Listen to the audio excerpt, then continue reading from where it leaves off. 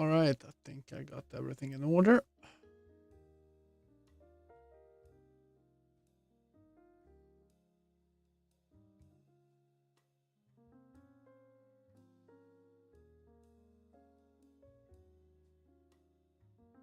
So,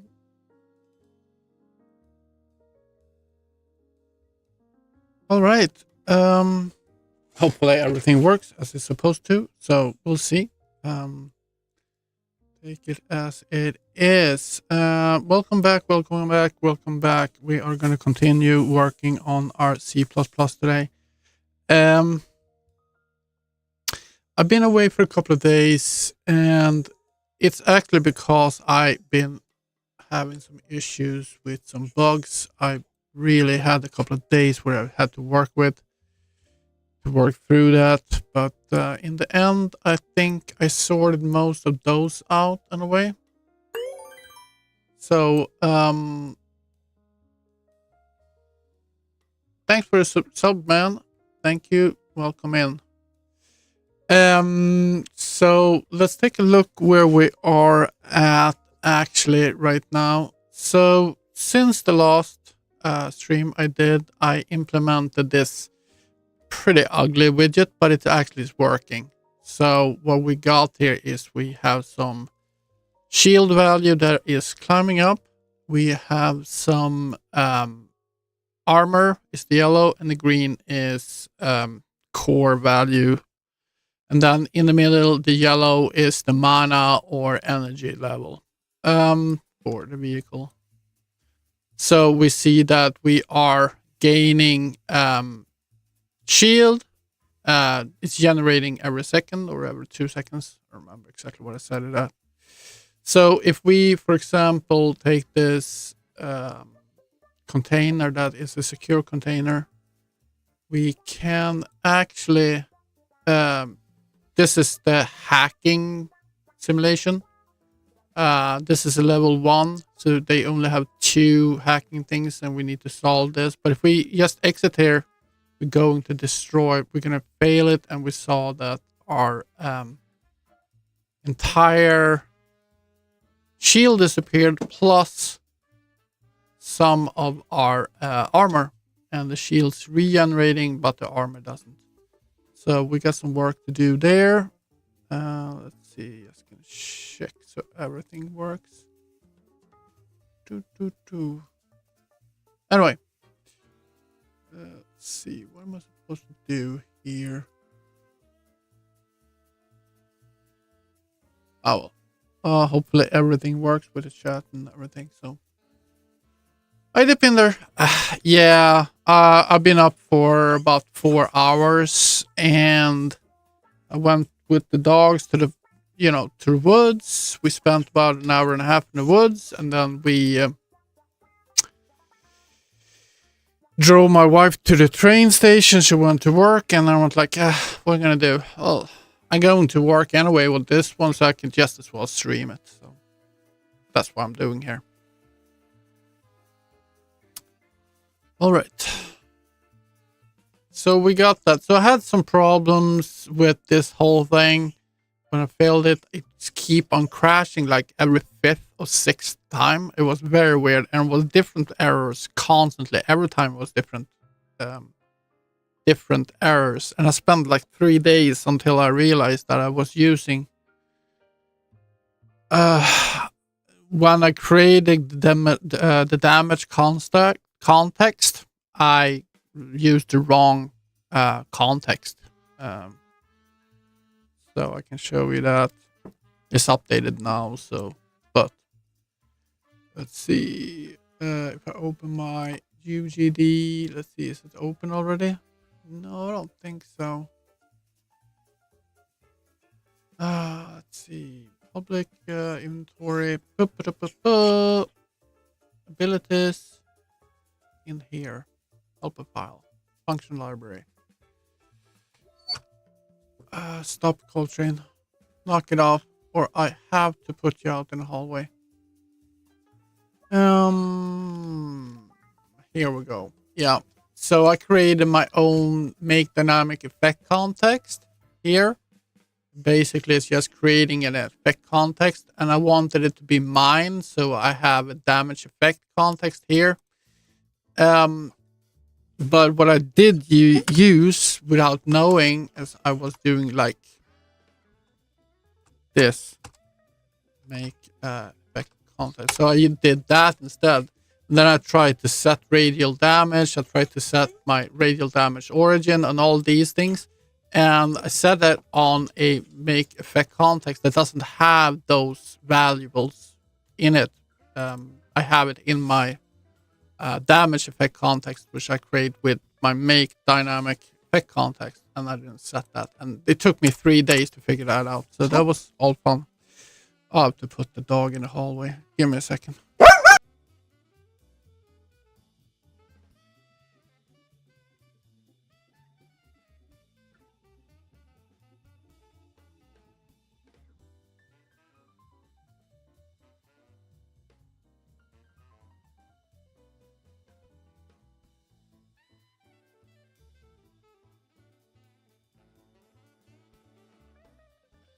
Yeah, he doesn't like when you're on the phone or streaming or anything. It's all about him. Anyway, so that's what I've been spending this entire weekend on. But now it's actually working. It's all under control.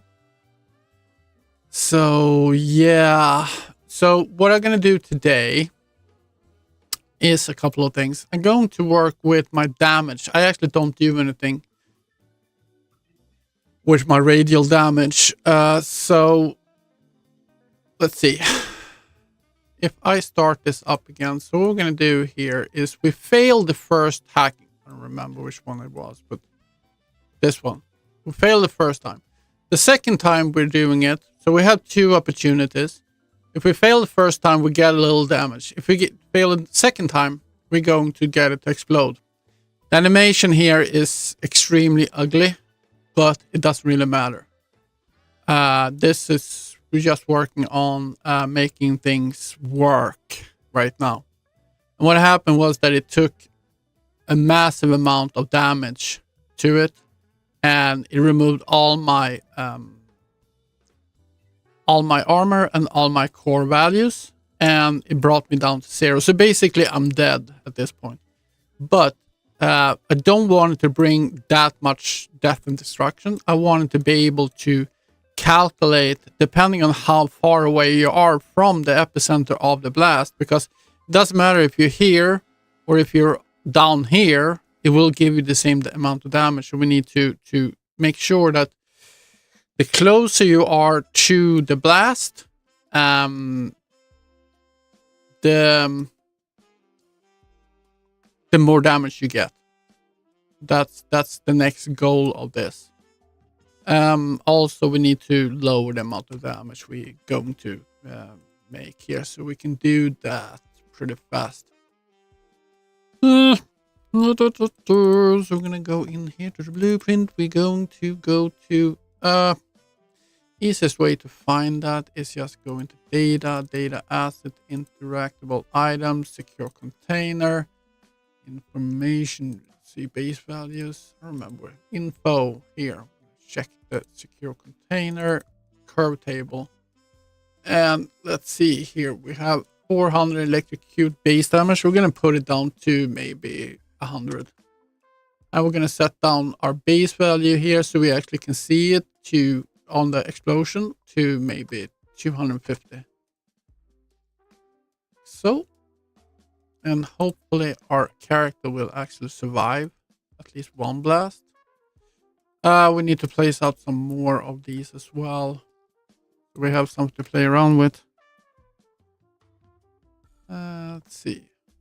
We exit the first one. Just get a little bit of damage. Not much at all. And then we're going to do the second one. And we get a little bit more damage. All the way down to... I don't know. Very little armor left. We get all the core left and a little bit of armor left. And, of course, our container disappears. So we need to put out some more of those. So we're going to do that by simply going to change the to number of players to 2. And I'm going to take our second character here. We have a bug that I know about that I haven't fixed, and I won't fix it until I actually get this fixed and finished. So what I can do here is, if I have in my ore storage, I can deploy these. If I deploy it and just deploy, boom, it doesn't remove anything from it. If it is in my main storage here, if I can grab this and put it in my main storage, if I now deploy this, it should count down. So now I only have one left there. But if I do it from my ore storage, it won't do that. It doesn't really matter right now. So I'm just going to put some out so I have something to hack with and play around with. Could probably do this in code, but this is more fun. So the green ones are secure, and the red one is unsecure. I'll place it there by your foot. So, not supposed to become green there, but yeah. Anyway, now I have a few of those, so we can just now we should be able to hack all these. Yes, can hack those with that character, but with this character I can't. Now this would be interesting though. Let's see what the damage gonna happen on this character if I blow her up with this character. It should calculate that. Oh shit. But I actually haven't tested that yet. Come on. Can I get you to just do that? Thank you. Okay, like so. Now we're gonna take the second one. Have that there. It's you there. Okay, now I'm gonna hack with this one. And the first hack is just an electrocution kind of deal. So there's supposed to go an electric beam between the container and the character. I haven't done that yet, but that's the idea. So that should just damage this character and not the other character. So we got a little damage on this guy, but nothing on this guy. So the second damage here now is supposed to damage both of them. And it didn't. That's actually interesting. That's something I need to look into why that is. So we got some work to do with these guys. Maybe it's something to do. I have to look at the code, actually the exact code I'm doing here, but it's supposed to, a explosion's supposed to damage both of them no matter who's the owner of it. So that's interesting, but that's something to work with. Not the end of the world, that's the way it is. All right. Okay. Can you just do a check on that when I'm thinking about it? It's supposed to, let's see, by blowing up. So what's happening? We fail. Let's just take a look at that. So I got my hacking component. Targeting, I should have a hacking component. I don't have that out. Component. There, and my hacking manager. So let's see here. Destroy actor.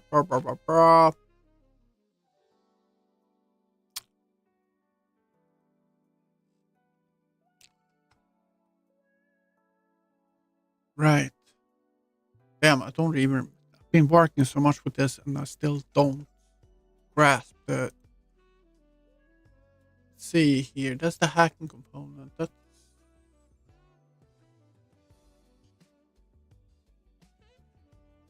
Actor. Let's see. Let's go into our ability. Hacking ability. Jesus, I'm gonna do something so I can see my. Let's see here. So I got a hacking interface. Execute hacking failed. Hacking component, execute hack failed. Hold on.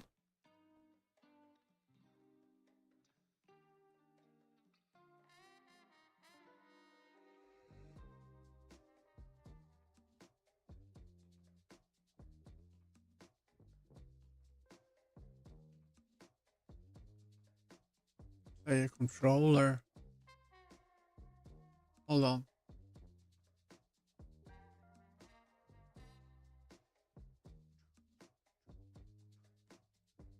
No, this is it.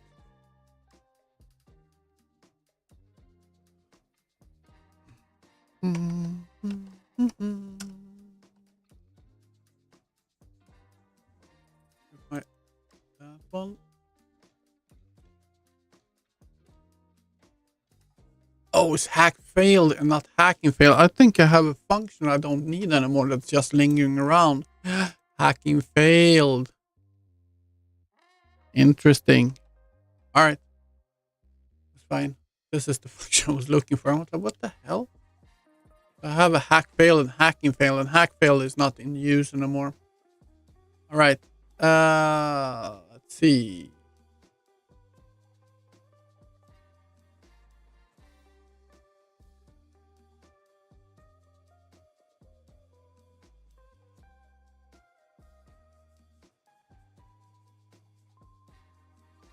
Right, I did that calculation in a...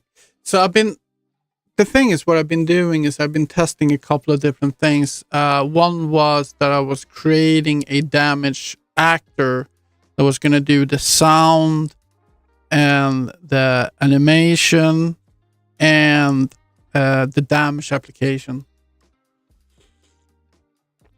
But in the end, I decided not to do that. But maybe that was stupid. Let's see here.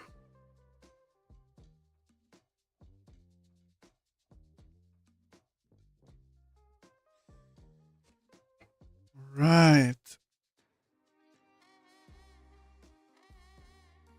I gotta think here. So I'm just damaging the actor. Huh. I'm just damaging the actor that actually triggers the destruction. I don't have... Damn, this is not good.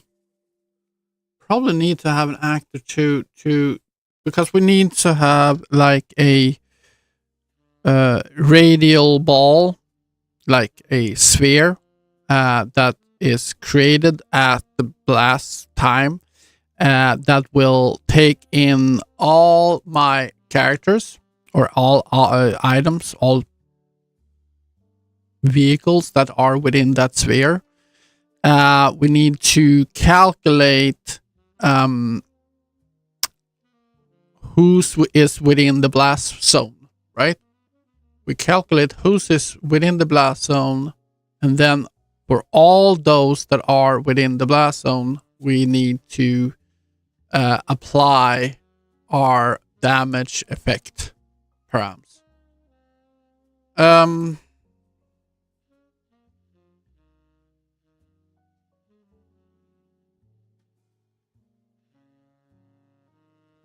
Okay. The problem I have, let's see here.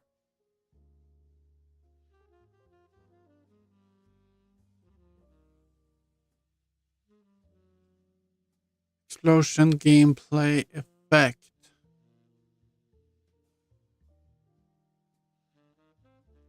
We could do that in here though. We don't need a separate actor for that. We could just create one of those here.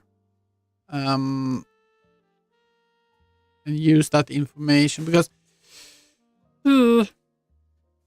yeah. All right, we can do that later. But basically I need to do that within this actor. That should be fine. The problem I'm coming up to is that we have an explosion gameplay effect class, and that explosion is adding damage, but it also launches a queue, gameplay queue that will show the blast animation and the audio, the boom, which I don't have yet, but I'm gonna get it at some point. The problem is if I have that on each one, that means I'm gonna have like 10 of them. If they have 10 over 5 or 2 or 1 or how many, it will trigger over and over again. And that's not something I want. I want to happen one time. And then I wanted to just add damage to the rest. So the question is, how we're going to do that? I'm not sure yet. Probably doing like the first one is going to be explosion gameplay effect class. And then the second, third, and fourth are just using the, we call it electrocution gameplay effect class, but basically it's just a damage effect class. Nothing fancy, nothing special. It's just a damage effect class that will just apply damage. And that's it. So we can use this one as the first one, and then I use these for the rest. And that means that, damn, why did I delete those? I had that already set up, but I deleted it and was like, I'm not going to use these. I don't you want to need this? But no, I need it. Now to redo it. Damn. That's all right, I guess. Let's see.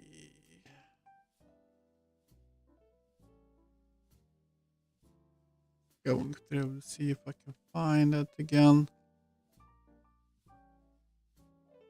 Quickly, because otherwise I have to.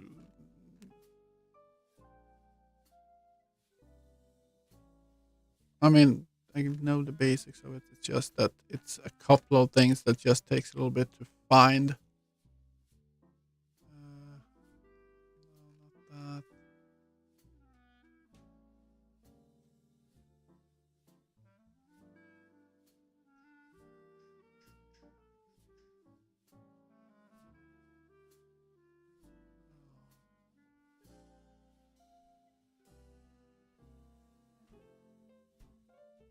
that.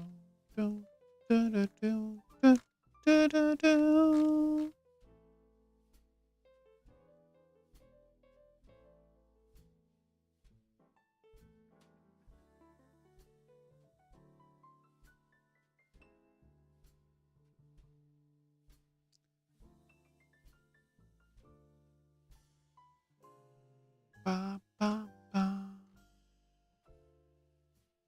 Da, da. Origin.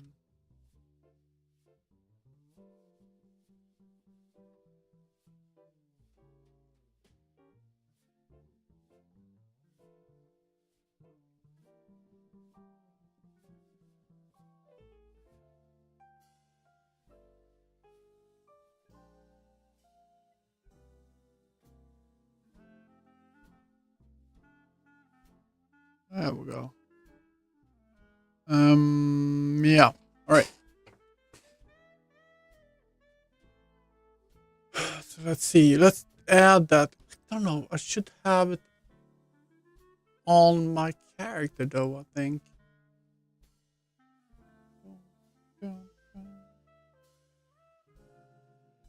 Let's see here. If I go to my character.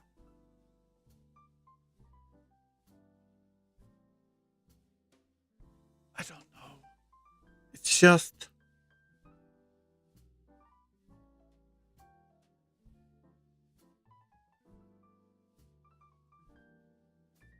Doesn't really matter. I can just add it here.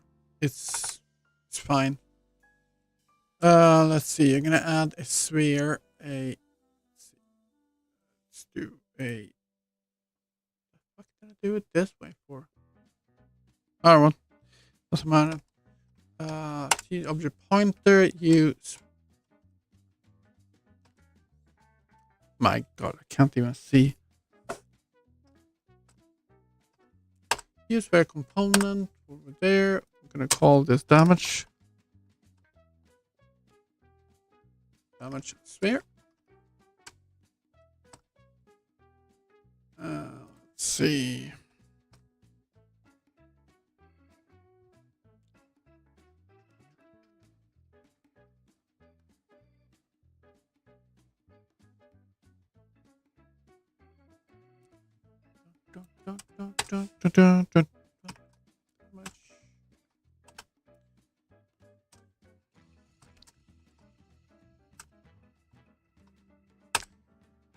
Use sphere component.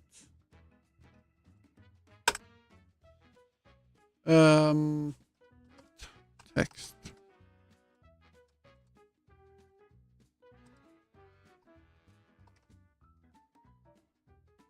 Like so. I'm gonna do damage sphere. Set up attachment. See root component. Like so. And damage sphere. Set collision enabled. Collision enabled. And we're gonna colon no collision.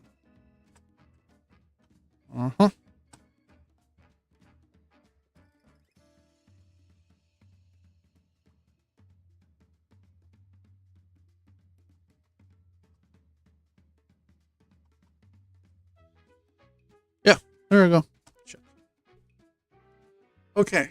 Let's see.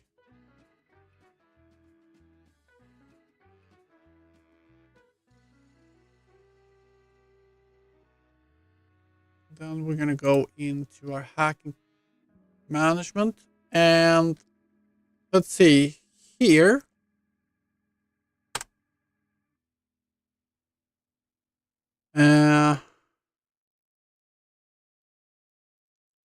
Let's see here. Hacking failed. We're failing the hacking, and we want to do explosion. Is less or equal to 0. So here we want to do the get the owner, the actor. So I'm going to set the damage sphere. We want to set that to the size. So we're going to set. Oh, fucking God. The microphone that's just in the way for. I can't really see the keyboard. There we go. Set sphere radius, right? I'm gonna have a max radius, and the max radius we're gonna get from our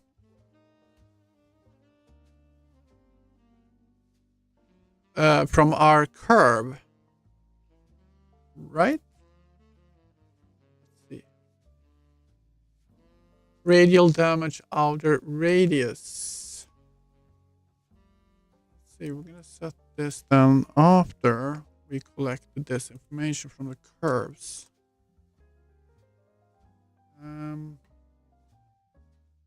This is the one we want. Damage radius curve.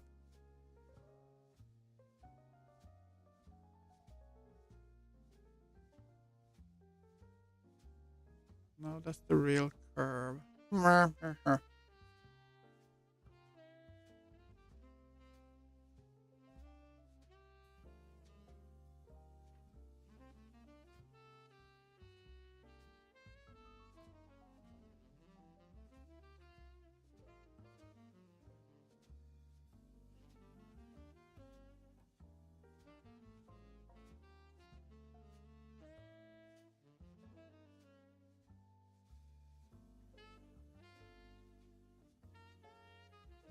Okay, let's see.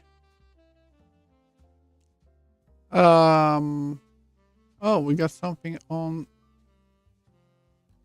Twitch that don't want to be there, right? Boom. Let's see here. Where's my chat?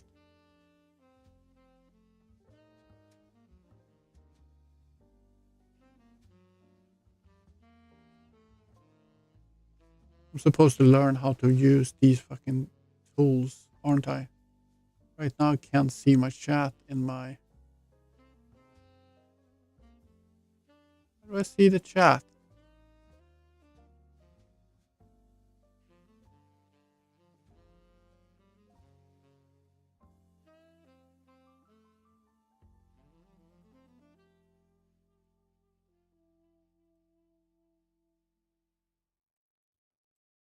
Sorry guys, I can bring this in.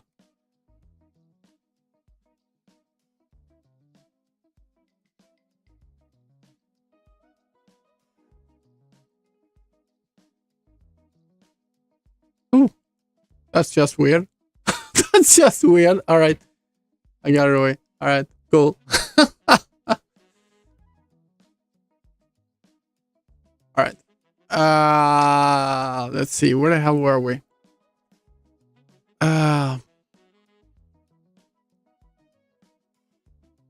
That's a real curve. Damage radius curve.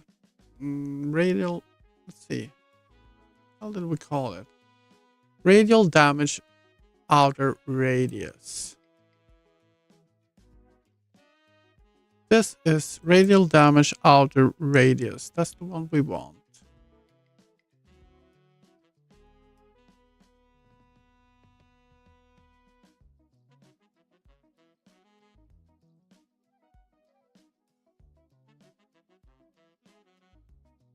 Oh, okay, okay. Let's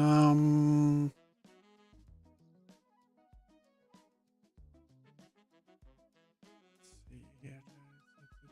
Sure.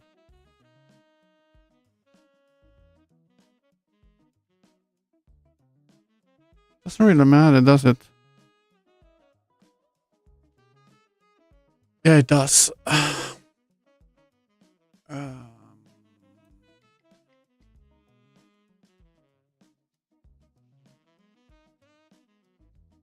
Take that. We put that up here.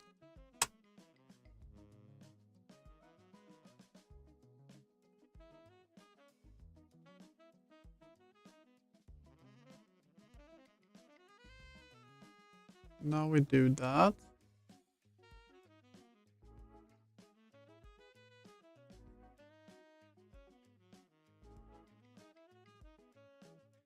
Now we got the radius of this and okay.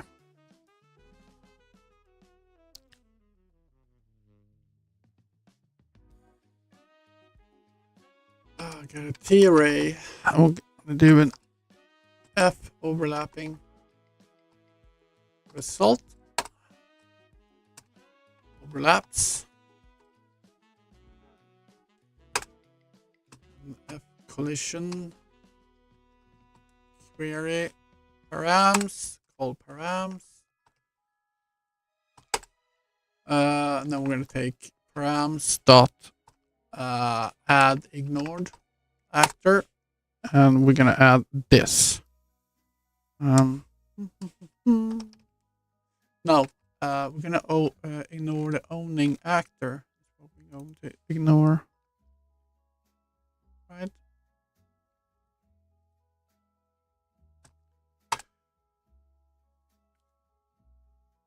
And then we're gonna get world.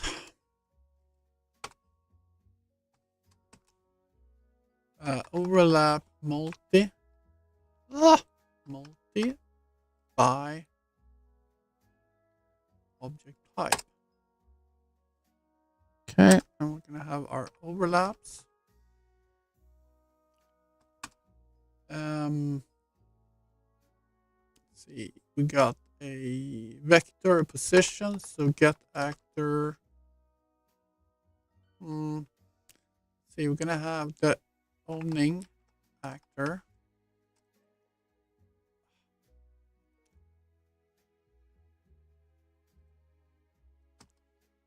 We're gonna get actor location.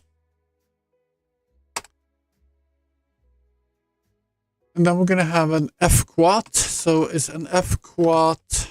Sorry. Q auth identity. Junk. And then we're going to have an F collision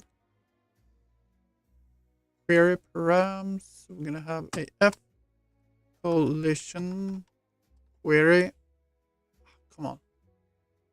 Many else collision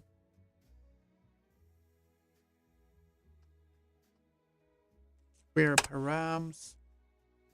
And we're going to have ECC, and I'm going to use my own vehicle channel ID here.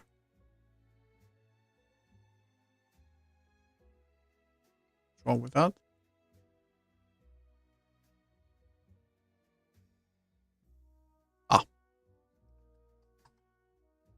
There we go. Cool. Next we're gonna have collision shape. F collision shape. I mean, I can just copy and paste this because I'm looking it up from what I did last time, but I need to learn to remember these things. And this is going to be the shape. It's going to be of the sphere. We're going to have radius. So that's going to be this radius here.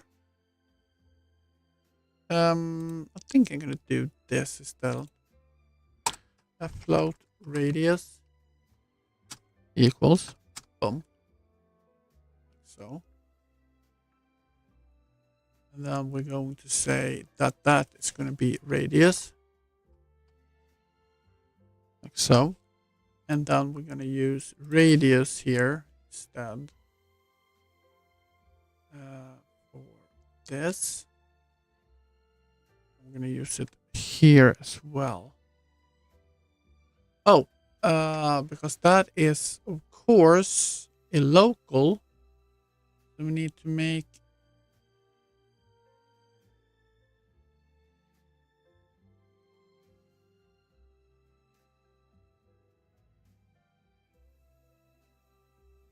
let's just add that in down there, and then we forget about that.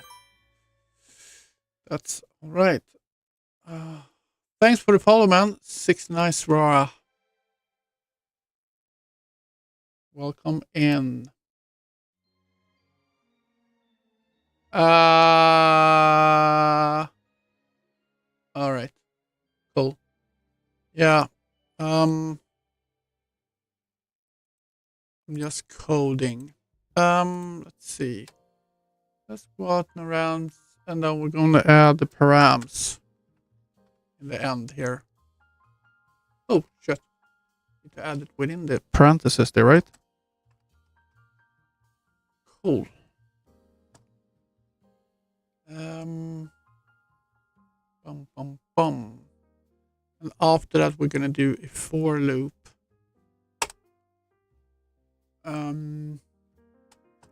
For loop. We're gonna do a const f overlap result. We're gonna call it, I don't know, result. And we're gonna use our overlaps because now we know result.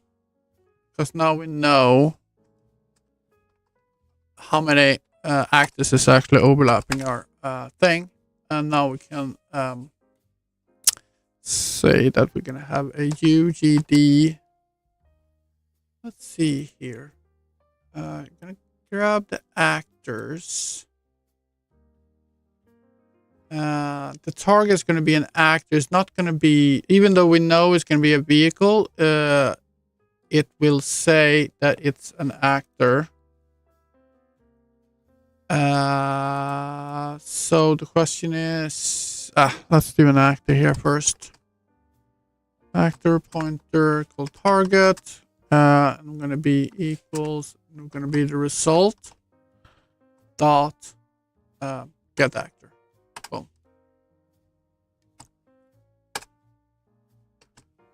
Let's say that if a target, there is no target, we're just going to continue. Boom.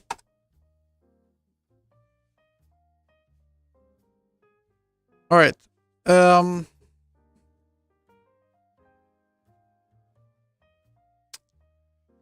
question here now, because what we wanted to do is calculate the distance inside of our exec calc. We don't want to do that calculation here. That's why I was thinking that they need the whole actor, the explosion actor, because we're going to do the calculation of the distance between the actor and the explosion center. We want to do that inside our exec calc. So basically, we are going to just let this happen. Let's see here. I'm just going to do this. Okay, so we're going to do, hold on.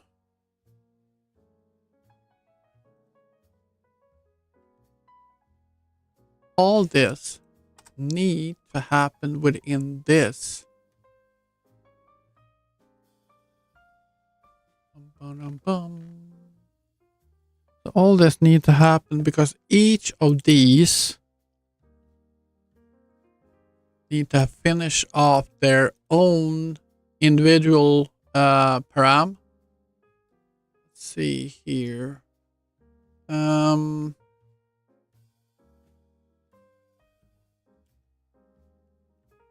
This is so intricate sometimes. Let's see here.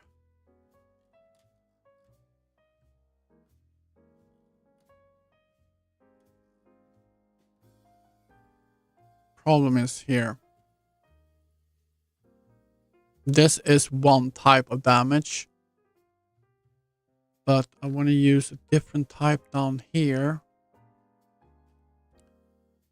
This base damage curve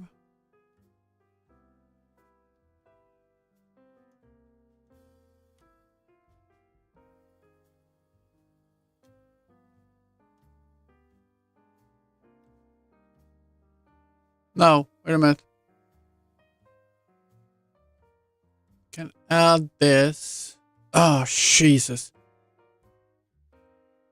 My brain, it's not really working.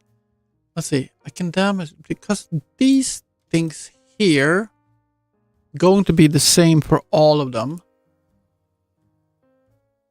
And I'm creating the damage params up here. So I can actually take these guys, put that, I don't know. Don't want to separate them out too much, but at the same time, radius, I can put them together there. I don't need to separate them too much. So what I want to do is get this one. It's only going to happen once the first time. So we're going to have an int32 called index. It's like 0. Boom. And we are going to say at the end, I'm going to say index plus plus. That is going to, for each time we're looping, we are adding to the index. And if this is the first index, right? So if index equals 0, then we want to do the explosion class here, because that has the animation and everything. Animation, audio, and it's a queue. It's a gameplay queue. So that will animate it out and it will be replicated to everybody. However, if it is not the first time, I actually can do this just to make it a little bit more easily. Could do this. Should we even do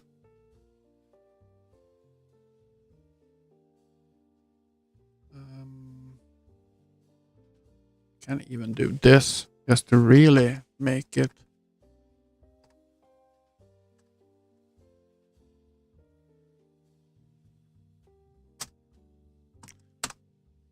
do one of these. That should work, right?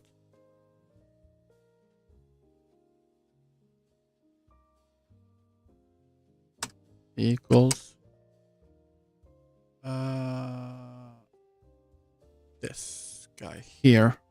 Now it's just so this is basically not electrocution gameplay effect. I think I'm gonna rename it. I'm gonna call it base damage, something like that. We'll do that right up off the bat here because otherwise Hi Serboso, how you doing, man?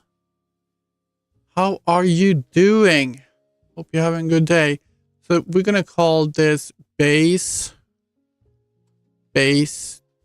damage GC, and we can call this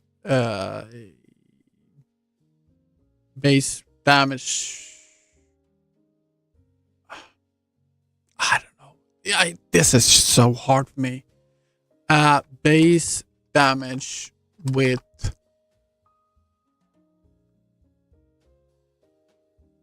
QC. Oh, with Q. I don't know. Jesus, why is this naming so freaking hard? You know, why is naming so freaking hard? Let's do that. Let's just update these. It's so easy to update, so you don't have all this freaking text. So, electrocution is that, and base damage with the Q is that. Okay. We can go down here and say this is the base damage. Oh, good man. You know, the hard work pays off. Hard work pays off. We're gonna do that. I mean, I'm getting better and better too. I still struggle sometimes, but I'm getting better as well. All right, so we also need the primary damage, a secondary damage, and this is a float value. We need that as well.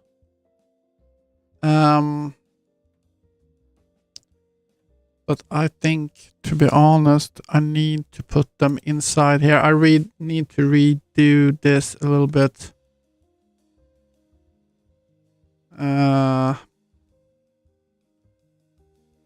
Need both there, right? Don't we? Let's do that. That in here. These values that I have here. Okay, let's go through this in a little bit. Because honestly, yeah.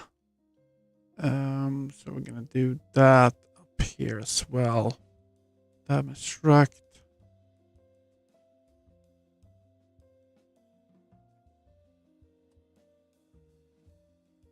So let's do that. I adding these checks just to make sure that we don't crash, because I'm getting very tired of crashing.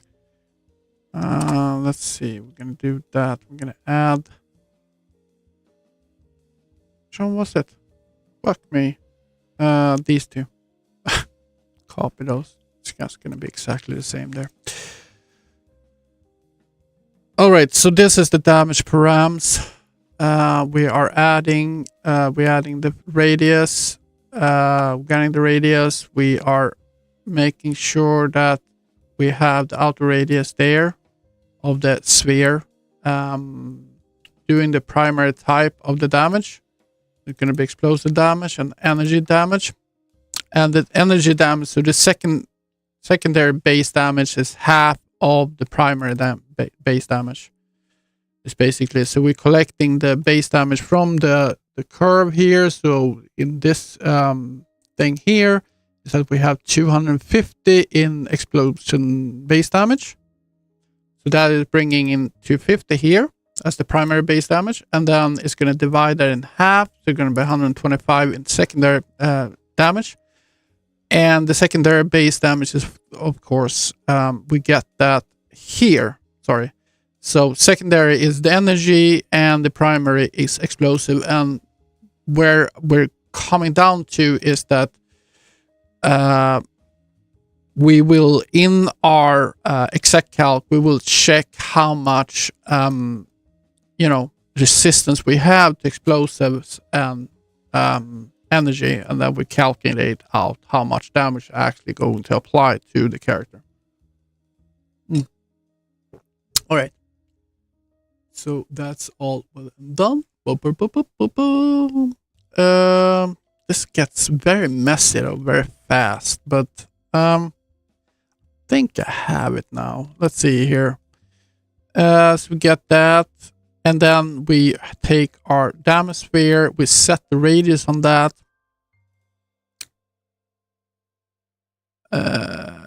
Let's see, and then we're creating an overlaps T-array. We're setting the params for that, and we're ignoring the owning actors. We don't need that. It doesn't really matter, but right now we're going to use that. And then we are using our overlap to collect all the vehicles that are within that. And for each of those overlaps,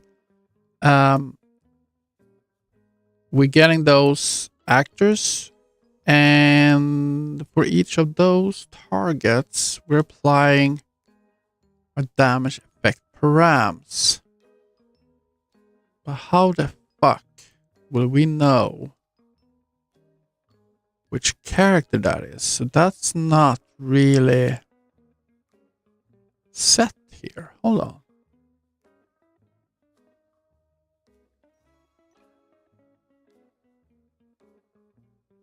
Yeah, because we set that here. That's not correct. So this is taking our character. That's not really what we want here. So this guy here, we want the ability system component of the target. We need to set that here. We're going to reset that right now, and then we're going to let's see here. So that one need to be UGD function library, and we're going to get ability system component, and we're going to say it on the target.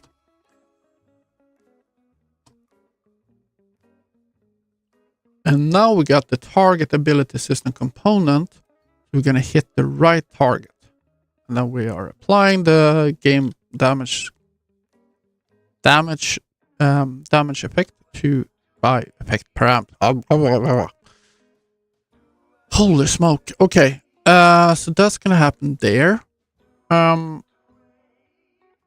Before we move on, I just want to test it and see that it actually is doing it to both my characters. So let's test it out.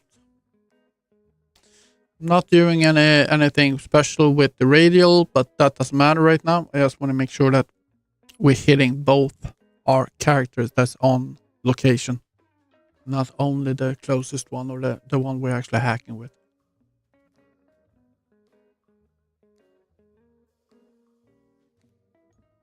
Jesus, this looks so messy. I need to clean this up and put comments in here.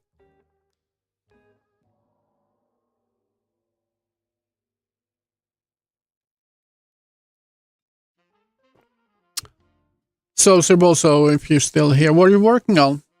Are you doing anything special or anything fun? Wait a minute, this is not going to run because I got something down here that doesn't want to be I see something red here. Yes. Okay. So base damage. This is my shutdown. It's something I was working on when I was playing around and getting these weird, how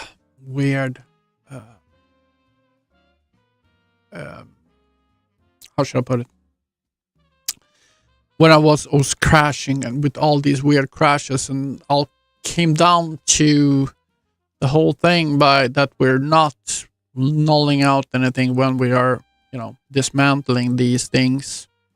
I don't know if I need it, but I start putting these things in.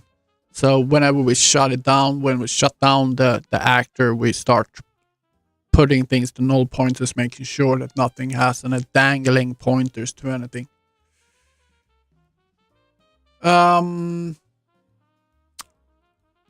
Bullet Hell Game Jam. Even though the game I make a crap, there's no crap games. There are always ways to do things better, but the games are usually, it's not crap. Okay, never say that your things are crap, because my things are crap too. But I do it because I love it, and I'm getting better. So yeah. All right, so I'm gonna add a secondary player here. So let's see here. We're going to try to add them both on the same screen. Yes. And there's my containers that we are doing. So we're going to take this guy over here. I'm going to target him. And what we want to see is that, let's bring this guy up a little bit. A little bit more. Come on. Come on. Come on. All right. So this guy is the only one that will get any damage in the first time we do it. So we're gonna exit, and nothing happened. So clearly something went wrong. Let's see. Hack failed. Okay, so now it's on the first one. So clearly something happened here. We get the hacking controller. Oh yeah, of course. We're not running this at all. I'm gonna copy that and put it up here now. Boom. Yeah. Okay, let's test again. That's why we're testing, right? To see what the hell we're doing. Stop. We're gonna rerun that. So, what is a bullet hell game jam? What is bullet hell game?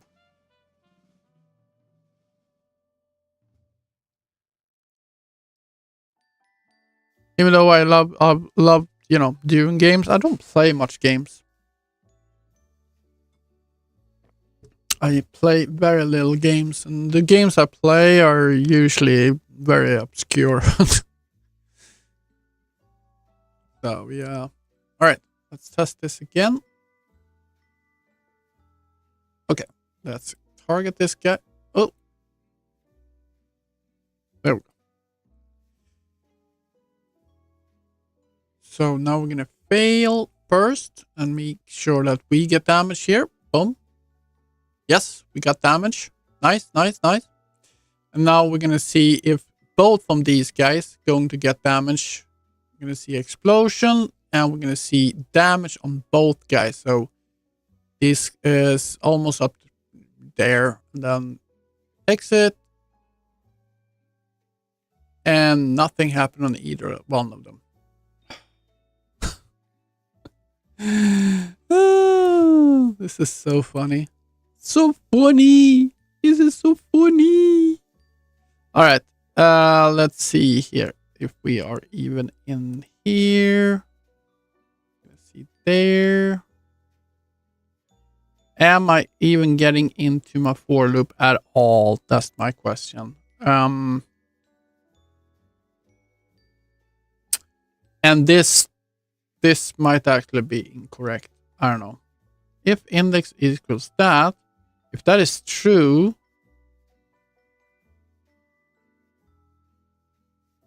oh shit, this is the wrong way though.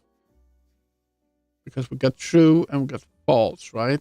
So true, I want that to be this. Oh, hold on. That's the first thing that I see. This one should be there. So if this equals 0, if that's true, I want the damage gameplay effect class to be base damage with the Q. And if it's not, I want the damage gameplay effect class be base damage GC class. So, and then I want to see that my target ability actually is running. So we're going to do that. And I've done a couple of changes, so we need to restart this and play. Basically, it's a game jam where a game must have lots of bullets. Like imagine you have a game and enemies shooting at you with loads of bullets, hundreds or even thousands. All right, a game jam, isn't that something like that you do with other people? Like, oh, we got a game jam, and within a week we want a small game that just doing these things. You know, like a training session together with others. Isn't that what a game jam also is?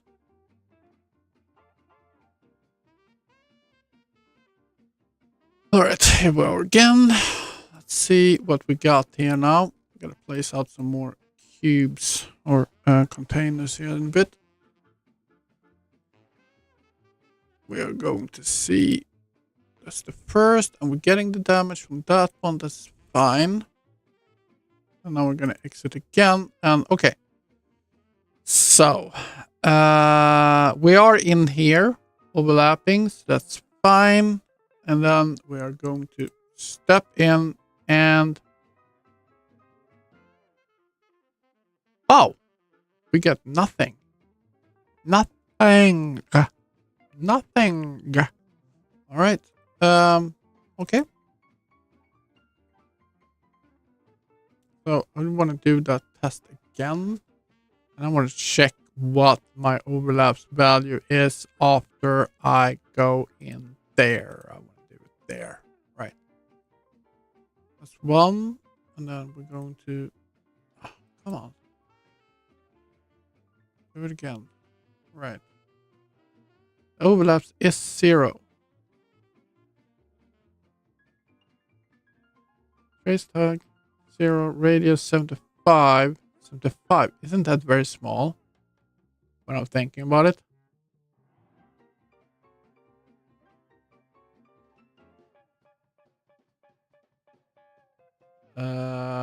Isn't that like 75 centimeters?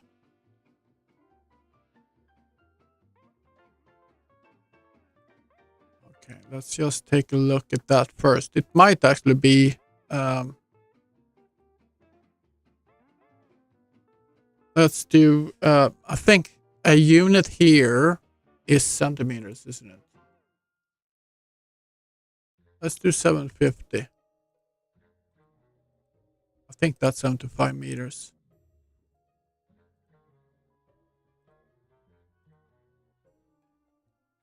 That might be the issue. Because 75 centimeters is like nothing, right? Hey, Sprosa. Yeah, welcome back. Okay, that's first one. And then we're going to check the second one. And now we have empty in overlap. So it's still empty. The radius is now 750 anyway.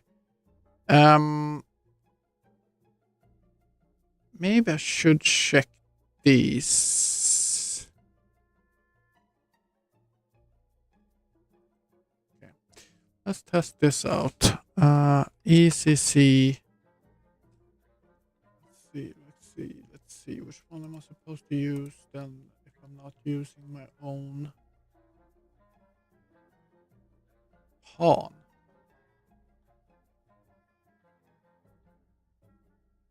All right, we can test it for now. I don't think it's right, but okay, let's test it out.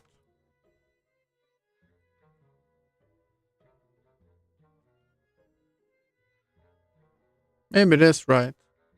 Because that means we won't get an...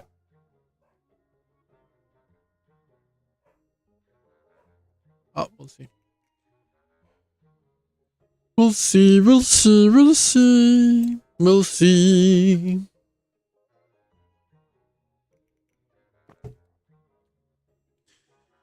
And to be honest, I never really worked with this overlap multi... or have I? Actually have. Well...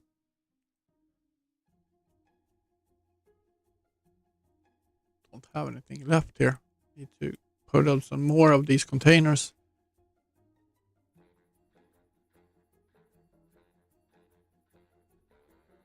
Set, and then we're gonna do it again. And let's see what we got. Overlaps. Got 4 of them. Yes, we do. We got 4 of them. Vehicle mesh. Collision cylinder. What the fuck is this? Vehicle mesh and collision cylinder.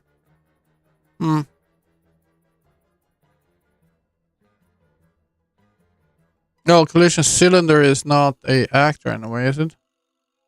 I don't know. All right, let's see what we get then. If I do this, I need to... we're inside here in a way. So, I probably need to make sure that these things is only if it is an actor and not collision cylinders or whatever that is. Do that, but something happened anyway. How the fuck did it get so much damage?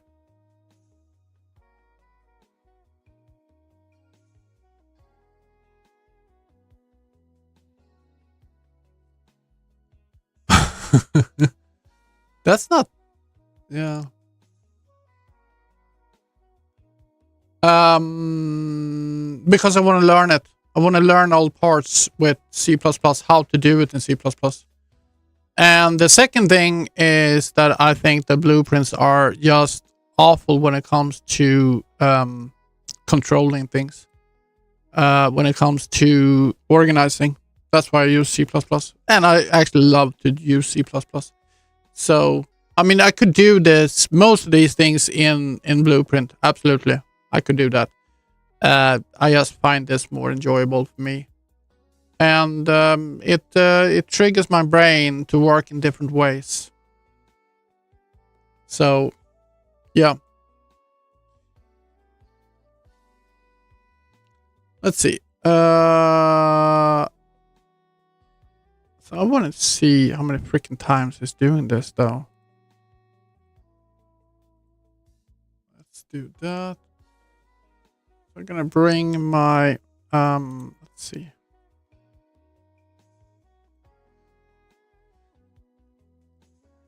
Okay, I only have 1 container left. It get destroyed too easily. Let's see here. So, is it that?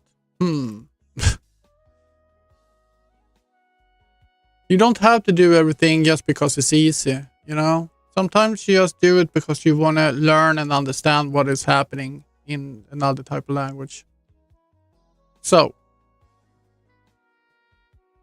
I still got 4. I'm not supposed to go 4 times. And why am I... let's see here. So, ability system component. Owner is the vehicle base 0. That's the first time, right? Index is 0, and that means that this is supposed to be the explosion damage. Yes, that is correct. It's the explosion damage C. That is the correct one. Right, so let's step this through. The second time here is vehicle base 1. And that is correct. And this one is GE damage. That is correct. And then we're applying to apply damage effect by effect params, which is fine. And then we are getting the next one. Oh, so doing the vehicle base again. And then vehicle base 0 again. And that's not right. What happens is that it runs it twice. Okay. It does it on both characters though, so that's always a good thing.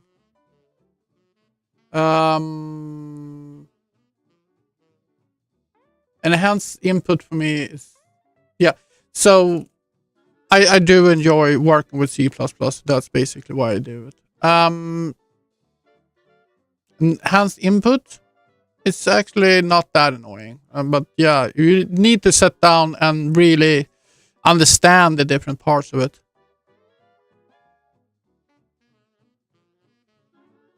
But I can tell you, I mean, I've been doing small game projects for a few years, and I've been using Blueprint most of the time. Most of the things I've been using Blueprints. And to me, it's been like, but I want to learn and be able to do certain things that is kind of hard in Blueprints, because everything is not easy in Blueprints. Some things is pretty complicated to do, and you need to start digging into the C++ and do things there. And if you don't have a lot of experience, it's very hard to go in and do certain things that you go like, oh, I want to do this. Oh, you do that in C++. Oh, fuck. How the fuck do I even start? And all of a sudden, you know. And then the risk that I see is that you... Let's see. My voice is clipping this a little bit. Let's see. No, I actually removed the game. Good.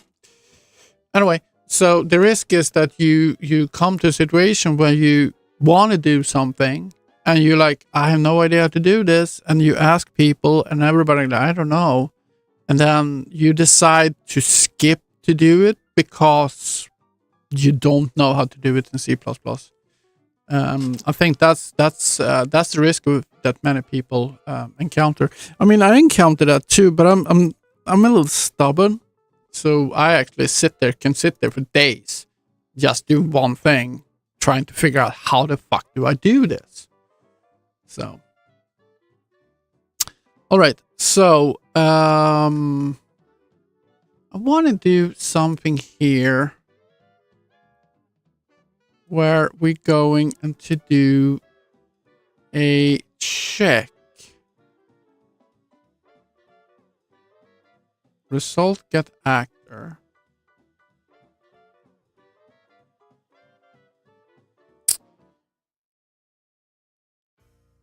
So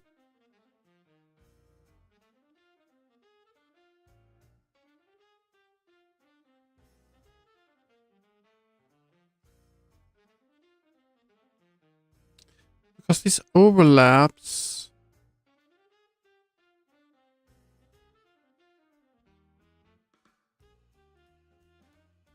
I have a feeling that, let's see, I'm gonna get a couple more here of containers, because I want to see exactly what's happening under the hood here.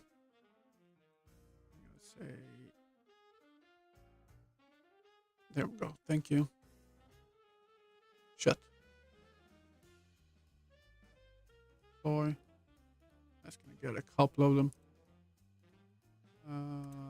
Deploy.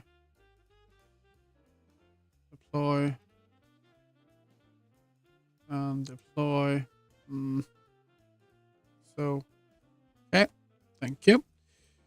Now I got 4 new containers I can play around with. I can take this, close that down. Let's see here. So what is it we actually want to do? I just want get the world, blah, blah, blah. I can't control that anywhere.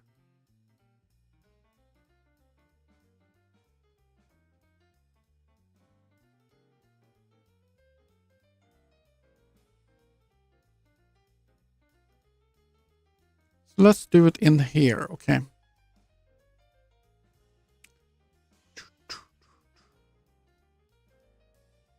But I know that if I did all my stuff in blueprints here, my whole project would go so much faster. So the result is, what is the result here? There. This is a vehicle mesh.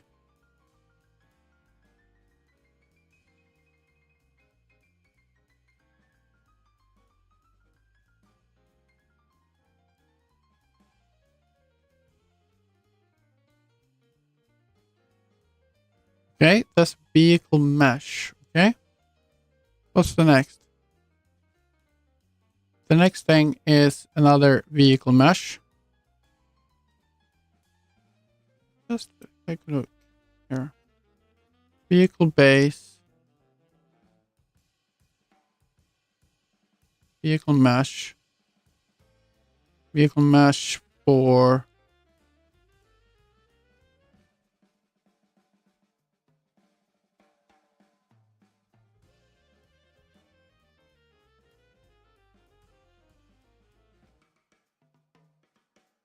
they're all vehicle meshes.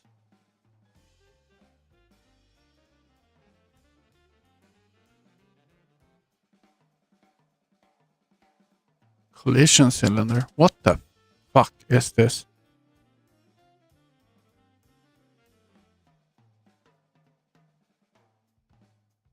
Five A 54A.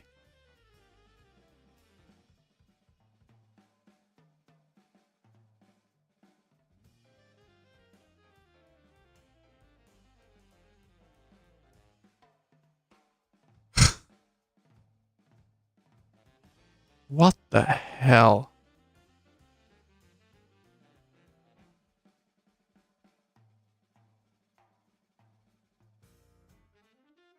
This is clearly what I want. It's a GD vehicle base.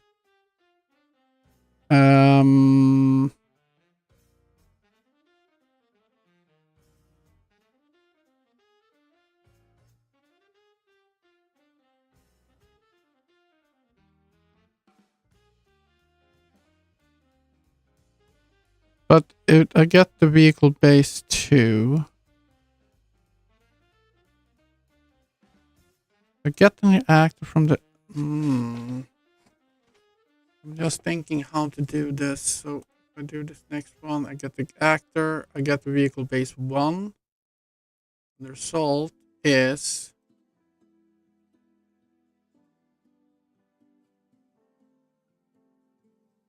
the owner is vehicle. Okay. Huh.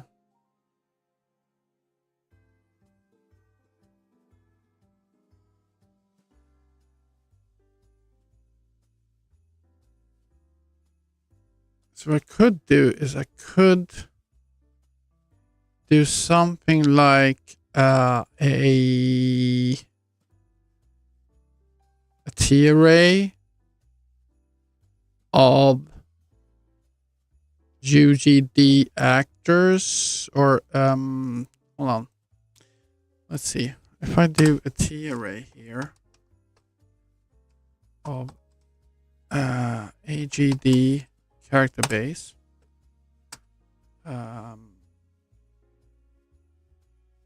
damaged actors, vehicles, damaged. No, not character base, vehicle base. Okay, damaged vehicle bases. There we go. Let's see.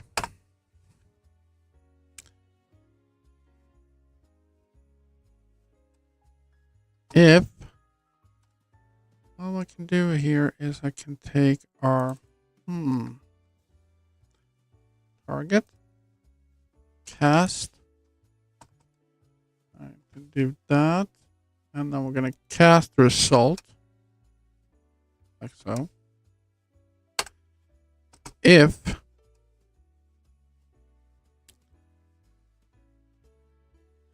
if this, let's see here, if our basis dot contains dot contains target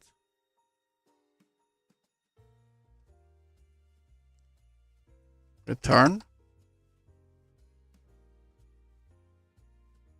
No, continue. Sorry, continue. Continue. Thank you. All right.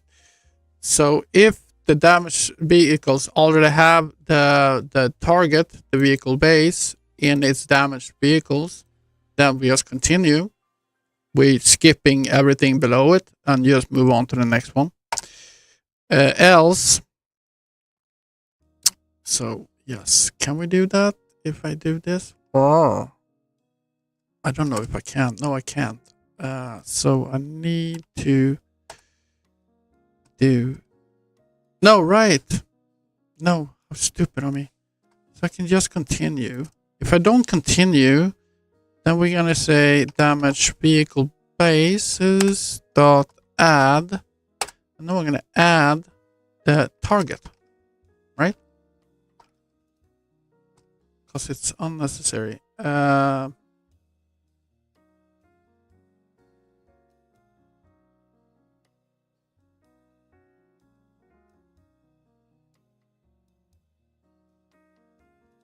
Okay, there we go. Sorry. I was like, okay, so right, that should solve that problem. That should solve that problem. So basically, if it's already in here, if it's already in the damaged vehicle, we'll just move on and we don't do anything down here. But if it's not, we'll add it to the damaged vehicle basis and we just, boom, continue. So this one is unnecessary, but we can leave it for now.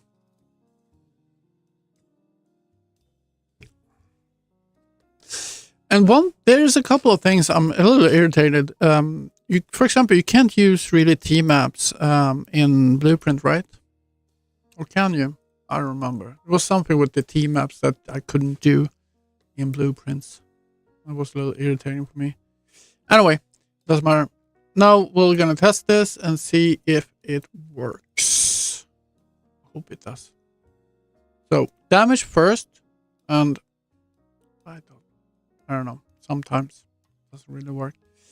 Just on this one, and now we're gonna damage both of them and exit. And yes, now we got damage on both of them, and it's not damaging too much. It's just damaging enough. So that's awesome. That is fucking awesome. So now we're gonna work on making sure that it's just damaging enough, depending on distance to the character. Yeah. So we're gonna work on that now. Team actually I never heard. Team up is something I use very, very often. I start working with T sets as well. Okay. So that is that. So let's see here. So I'm gonna open up. Let's see. I got too much shit open. We're gonna open up another thing.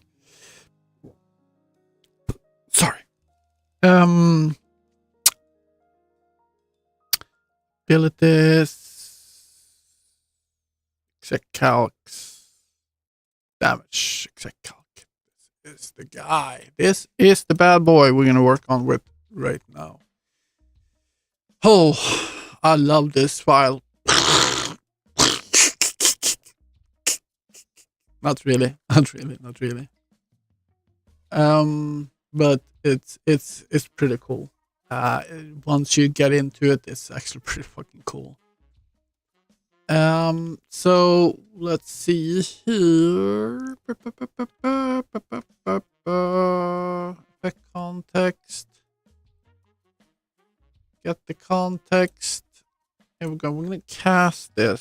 Let's see. We're gonna cast this effect context let's see, because we are using this guy. Well, this is actually my C++ or CPP file. This guy. And so this is my special gameplay effect context damage. And here we got our radial damage. So it's set to, you know, if we have radial damage, we have that. We have the inner radius, we have the outer radius, which is the most important one. And the origin of the radial damage. I'm gonna check what the hell the dogs is just going ballistic out there, so I have to check that out. Give me a second.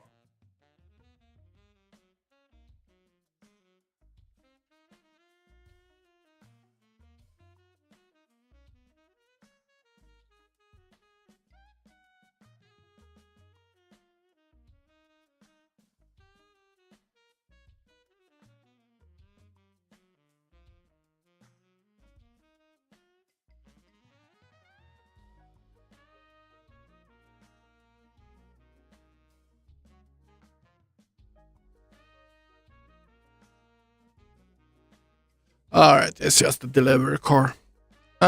Scary long lines of code look scary for people who use the blueprints. Yes, I know. It is. It's kind of scary, but you know, you get used to it after a while. So these are my damage types I have. Let's see here.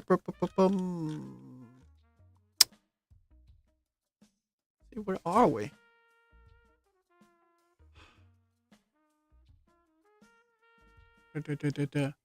Damage type to resist. So each time I'm coming in with a damage type, it checks what the damage is for that damage type. Remember, I had that, let's see, in my hacking component. So I have my explosive, I have my energy there. Up here, I have electromagnetic, I got thermal damage. And I have primary base damage, and I got secondary base damage, right? And let's see. What the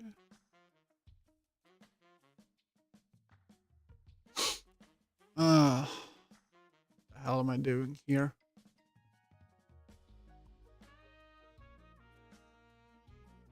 Anyway, I got my explosive and energy. I got my energy. I got my explosive here. I got my electromagnetic. I also have corrosion and radiation damage. And we also have the definition for the resistance. Then for the damage here. Let's see here. We got the damage. And we are setting it in our GD. Let's see, my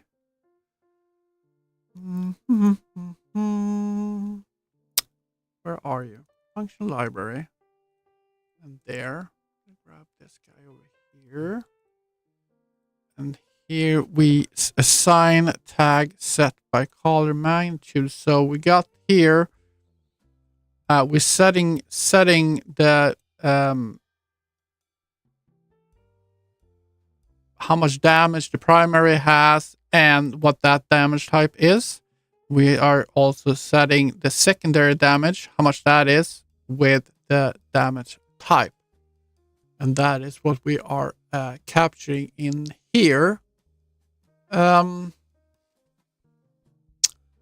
we're going to check. First, we're checking, so this is a for loop, and we're checking the damage type by value, right? So we're getting the set color by magnitude. And we're getting from the key. And the key is in our damage type to resist is our F gameplay tag for the damage. So we're checking that one, which is down here. This can be a little bit what the fuck? But we're signing tags set by color magnitude, right? So this is the damage type. And then we're checking that, how much we're getting the float value on how much damage that 1 is going to be. If it is less or equal to 0, we're just going to continue. We're not doing it. And we're checking the resistance. And we are attempt calculating capture the attribute magnitude. And we are checking the resistance. And then we are taking our damage type value.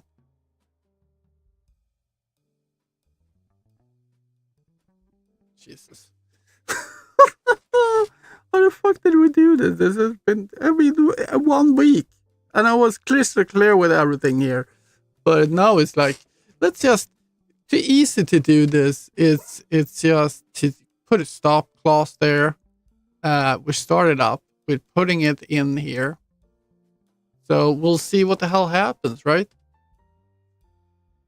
That's always the scary part, you know, when you start going back to something you haven't touched for a couple of weeks or a week and a half or something like that.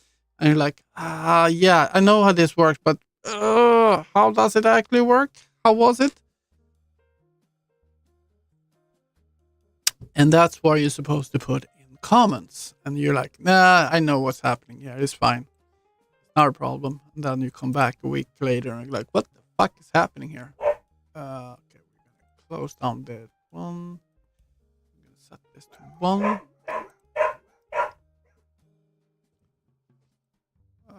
There we go. We're just going to go start this up.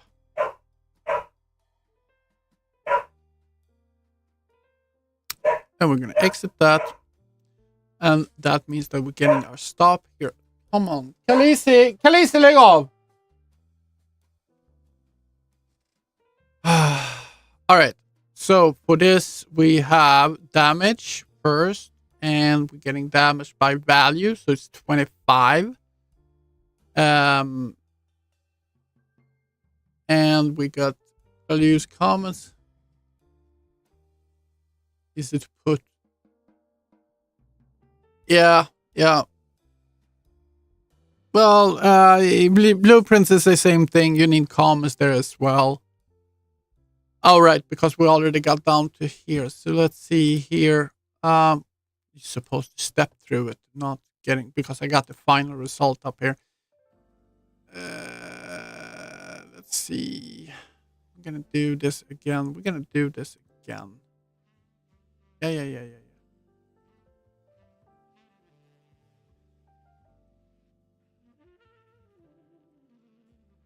Right, it's stepping through each one. That's what the problem is here. So what I'm gonna do is take this back and going to go down here. Getting a second one here. Boom. And there we go. All right, so this is the first time we go over this, and we are checking. Right, so if the damage type was 0, then so this is the first time we actually have a damage type, damage type that has any values in it, and it got a value. Let's see, damage type has a value of 100. Go down here to resistance that has right now a value of 0. Stepping down, and still has a damage type of 0. Let's see, step down again. Now we got a resistance of 75, right? So the resistance is 75, and that comes from, I can't do it right now. It comes from the parameters we put in the start.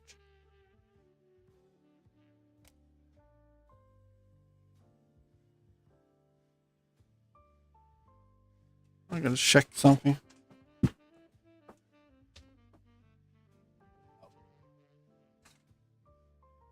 Sound outside. And we're like, what the hell is that? Somebody parked outside the house with the stereo on, top notch.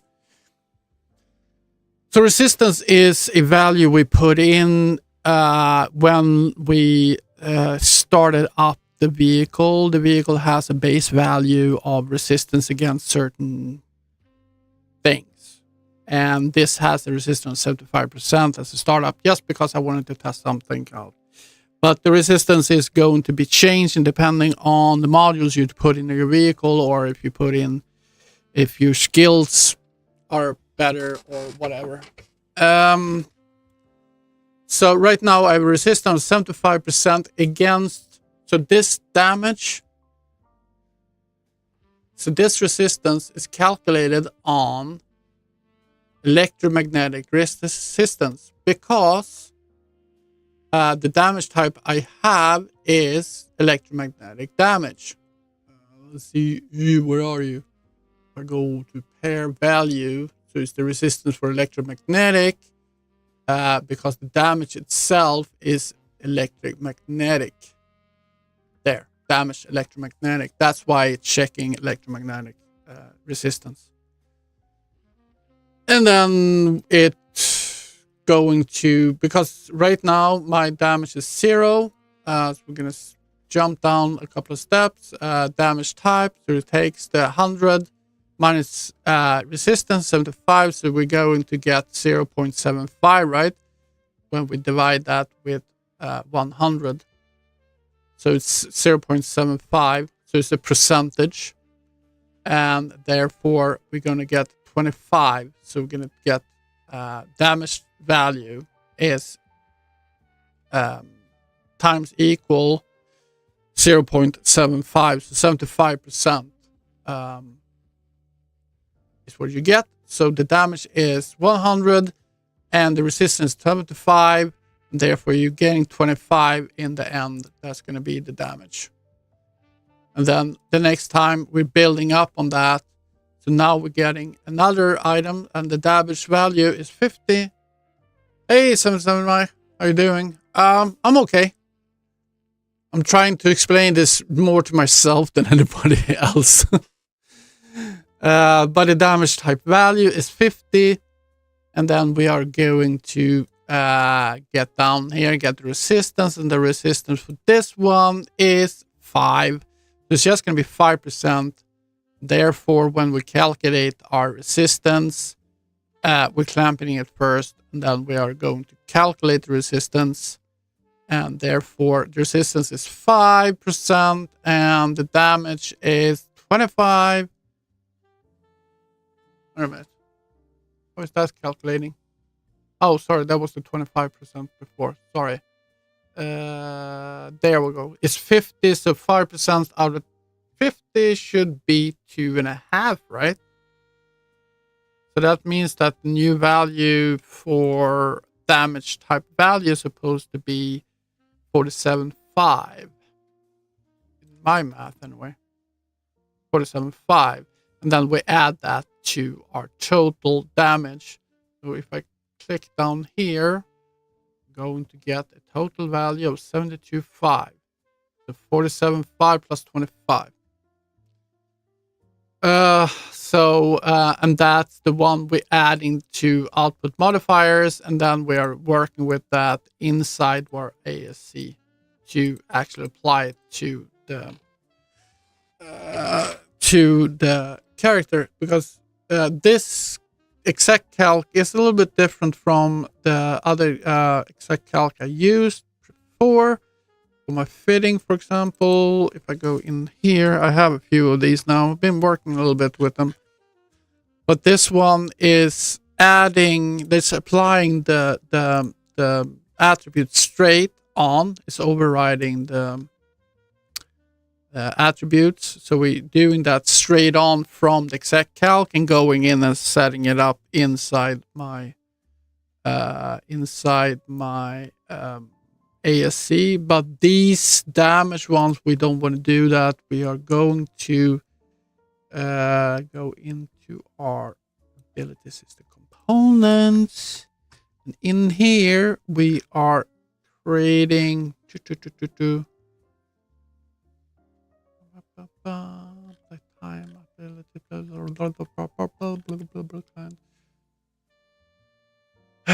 Where are you? Where are are you? It's not in here. I just remembered. It's not in here. It's not in here. It's actually in my health attribute set. Health attribute.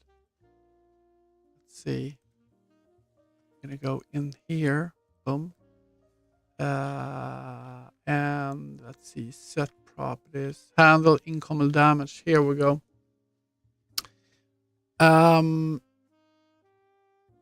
So we're doing it here. So we got, here is a whole fucking thing for shield, armor, and core. Because you take the first level, the shield value, you want to check how much shield you have, and then you want to check how much armor you have, and you want to check how much core you have. So you are taking the value of the shield, and then you take the remaining value after you emptied out the shield. How much is left? Well, you need to go after armor. How much armor do you have? And then you empty that out, and you're like, okay, how much core value or do you have left? And then you empty that out, you know. And if the core value is less or equal to 0, then the character is dead. So you're gonna broadcast that out and handle the death spiral thing, and releasing maybe a container with whatever loot you had in your ship, and destroy it and send your character to some kind of cloning factory somewhere where you can start playing again. That's a whole fucking thing that I need to. But that's why we do that in here, because we want to handle this whole thing to make sure that the shield, armor, and core values are set properly, and then also that you are dead when you're dead. So we need to, that's why we are using the add output modifier here instead of the regular way of doing it that I did here, wherever I closed it down here. Add output modifier, because this is too important to handle it this way. That's, yeah, I'm just talking to myself. Anyway, that's we're handling the incoming damage there. Cool. So what are we actually going to do in here, and why are we in here at all? So the thing is that we want to handle, we want to calculate the damage if it is a radial damage. So we want to get, if it is a radial damage, then we want to work with that, right, as a radial damage, and calculate how much damage we're going to actually apply, depending on how far away our character is from the source of the actual blast, so to speak. So what I wanted to do here is I want to get, I'm getting my effect context handle, right? But I want to cast that to my own effect damage. This guy here, this is an F gameplay context handle. I wonder, how would I do that in my UGD?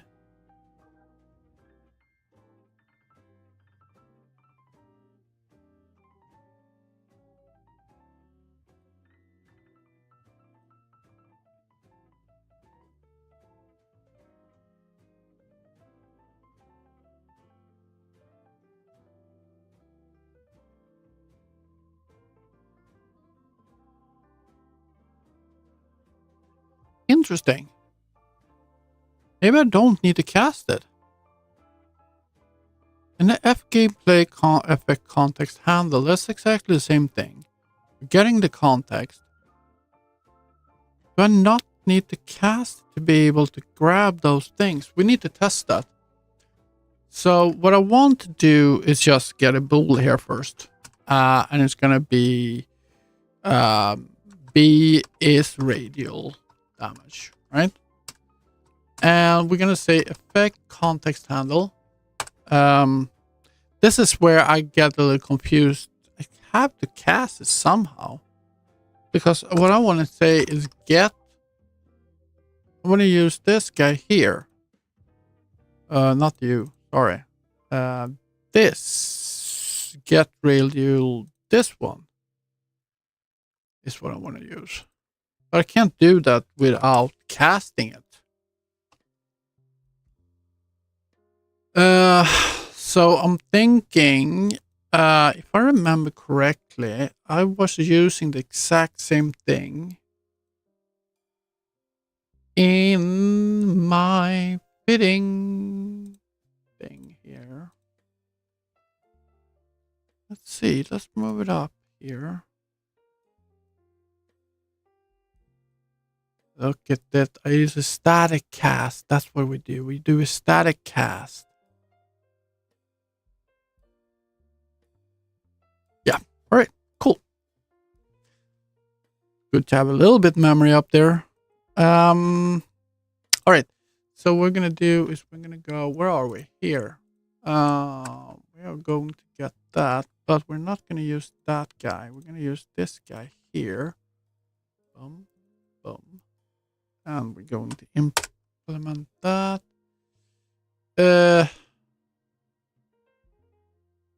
Yeah. All right.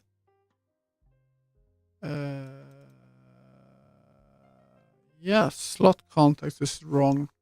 Damage context. Okay. Now we're gonna call it damage context, and there we go. There we go. Choo choo choo choo choo. Yes. That's how we do it. All right. So we need to get a couple of floats. We're gonna get radial damage inner radius, and that's gonna be damage context, and we're gonna say get radial damage inner radius. Boom. I'm gonna get the outer. I'm not gonna use so much of the inner because most items gonna have, like, you have a blast zone, right? And you are saying that the first point of the blast zone is the center of the blast zone, and then you are having the outer zone is, you know, how far it reaches away from you. But sometimes maybe you could have, like, it doesn't a thing has some kind of protective shield around it so it doesn't damage its own guys, and therefore if the guys are within that, they won't get damaged. So you're gonna have, okay, it doesn't start affecting until certain length from your vehicle. Then you have a inner radius that you don't, within that radius you won't get hurt. I don't know, something like that. I don't know if I ever gonna use it, but you know, I'm gonna get a radial damage outer radius anyway. So we're gonna have that for that, and now we're gonna get the origin as well. Do I need the origin in here? Yes, I do. I do. Vector. So because we're gonna do the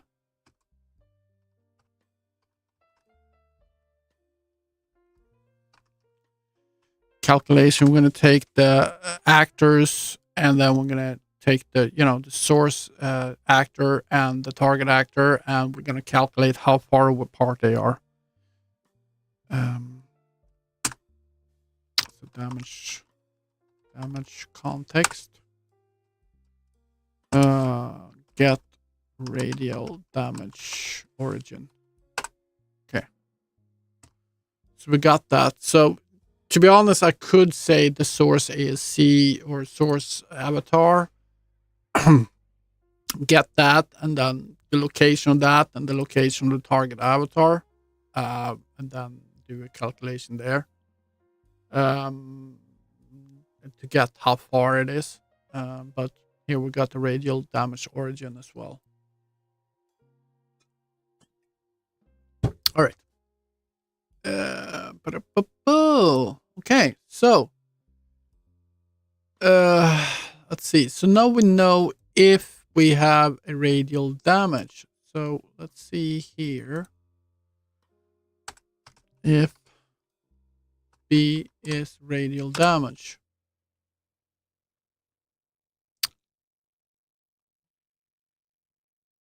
Let's see here. I'm gonna set that down here, I think. Why do I do that? Well, so how I calculate this, I want to take the damage and we're gonna calculate the distance between the target and the origin, right?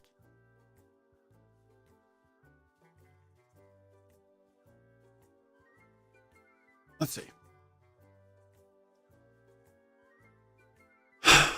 And then we want to divide up.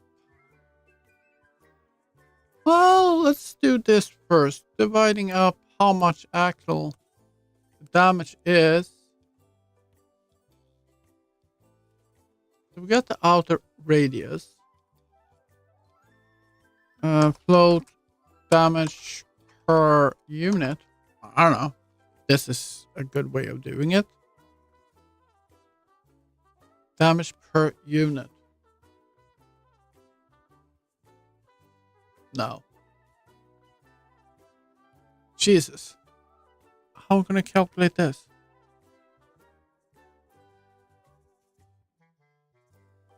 Well, first of all, you can just getting the distance. Okay. F vector. Total this distance. Come on. Equals target avatar. Get location. Get actor location. Minus. I'm gonna use the radial origin. Right? There we go. I think we should be able to get a float from this if we use distance float. Just gonna do this equals total distance dot length. Right? I think that's how you do that. We can take that now. Float. Dun, dun, dun, dun, dun, dun. Dot length. Okay, I can remove that now. Okay, so that's the total distance. Now the next thing we need to do is calculate the damage.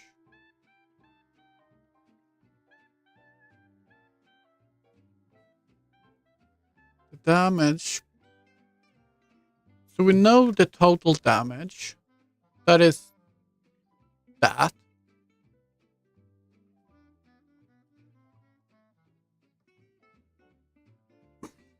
I don't know. Divided that times that. I mean, that's basically what it is, right?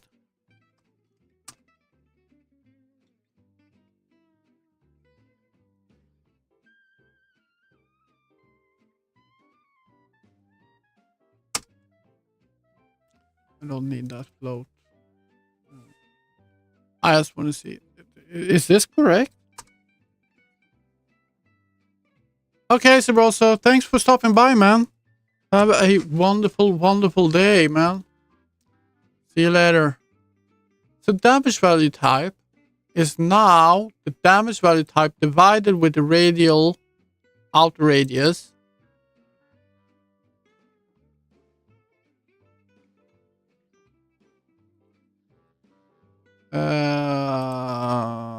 So minus the inner radius. Damage inner radius. So we're gonna take that in parentheses here.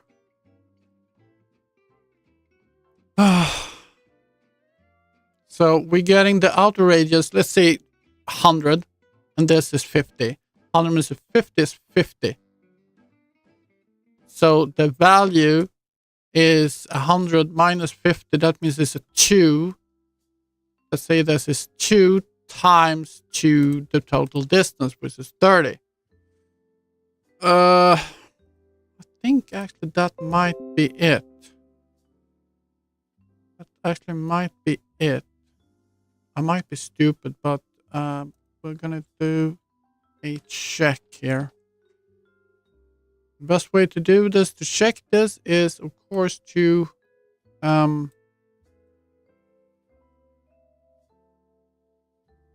what? I got errors? What? Implicit from float to bool. Oh. Sorry. Float and float. So, alright. Sorry. Okay.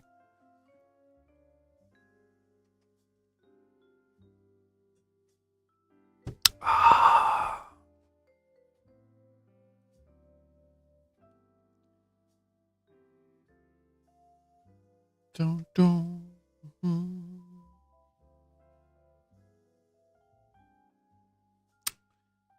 So let's see. I don't know. Maybe I should set the stopper here, right? I want to see exactly what the hell that is doing. All right. Let's see. Take that one. I'm gonna destroy this container now. And exit and exit. And we are in here. So it's getting the stop value. So damage value is 250. Radius is 750. Minus 0, so 750. And the total this is 1,678. That makes no sense. That makes no sense at all. No sense at all. That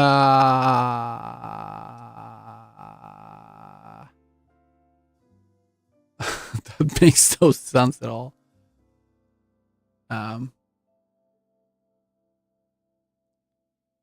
That makes no sense at all.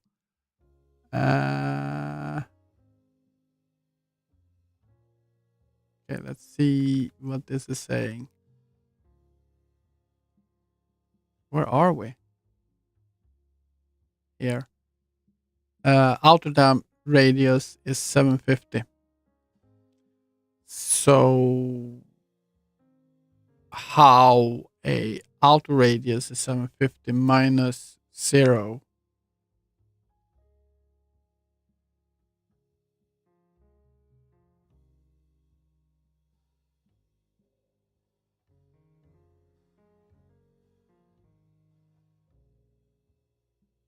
What am I looking for? Total distance. That's the one we want to look at. How 1678. Radial damage origin is 0.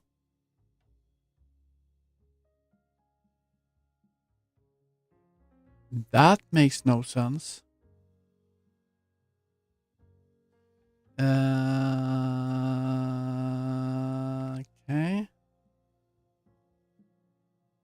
And this, if that is 0, then it's supposed to be 0 because the total distance here is the target avatar, which is our main character, which is on the center point. He is actually on the center point in the world, basically.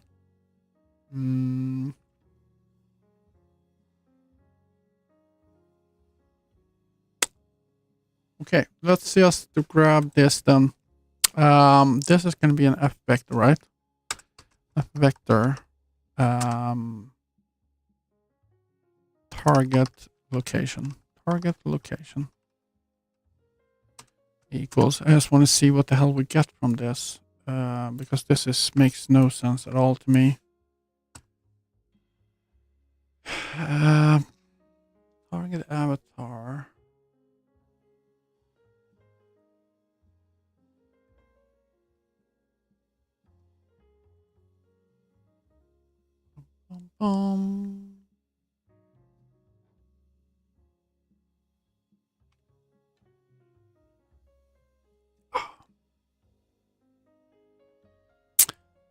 I mean, radial damage origin is also 0.0.0, and that makes no sense to me either, so I gotta check that out as well.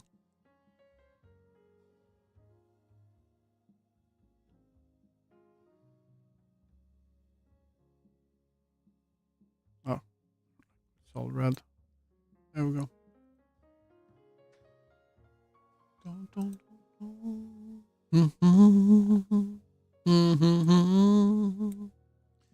Do, do, do, do, do, do.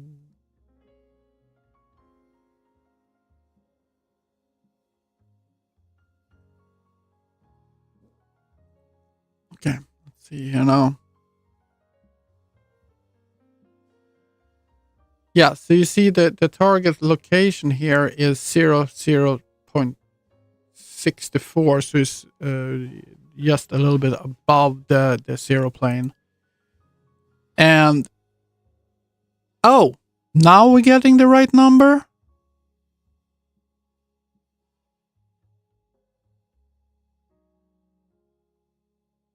It's just giving me some kind of, that is the right number though. That is 0064. I don't know. Okay, so 250 divided with 750 minus float 64, which is 6.4 centimeters. It's at least gonna give us some kind of value here. It's gonna go one more. I want to see what the hell this is doing. 21.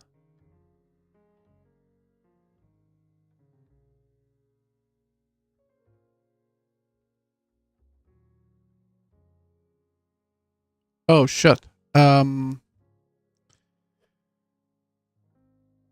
This is not right. It's getting less damage the further away you get. I want they get less damage the closer you are. So I need to do.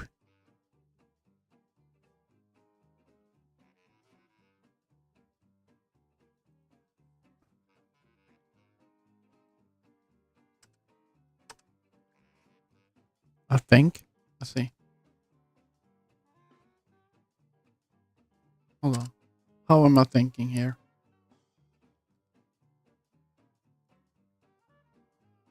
No. Let's see. This is what I have to do, I think. Hold on. So the damage type value divided, so this is 750, for example. And then, or the damage there. And then we divided it with the radial damage outer radius minus radius inner, so the distance, you know, how big the sphere, how far away from the sphere is, or the sphere size, minus the total distance. We get the total distance 64, for example, in this case. No, it's the other way around, right? Get the radius, the total radius is the big number. That's need to be first. Then we do the smaller number. And that means that if it's 750, if we remove 64, that means we're leaving 590 or something like that. So that's a much bigger number. But if we remove a higher number, that means we're further away. And therefore, our damage will be less, I think. what we're going to do is we're just going to restart this. And then after we get this under control, we can start looking at the radial damage origin here. Why that is 0.0.0. Math. This has never been my strong suit, but you know, sometimes when you work through a problem, you get like, wait a minute, this is wrong, this is wrong. Okay, if I change these numbers, that's gonna be better.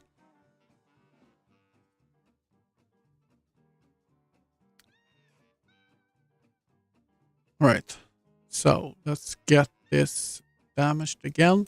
And because I actually stopped playing in the middle of this calculation, it actually never get to the point where it actually removes it so from the map.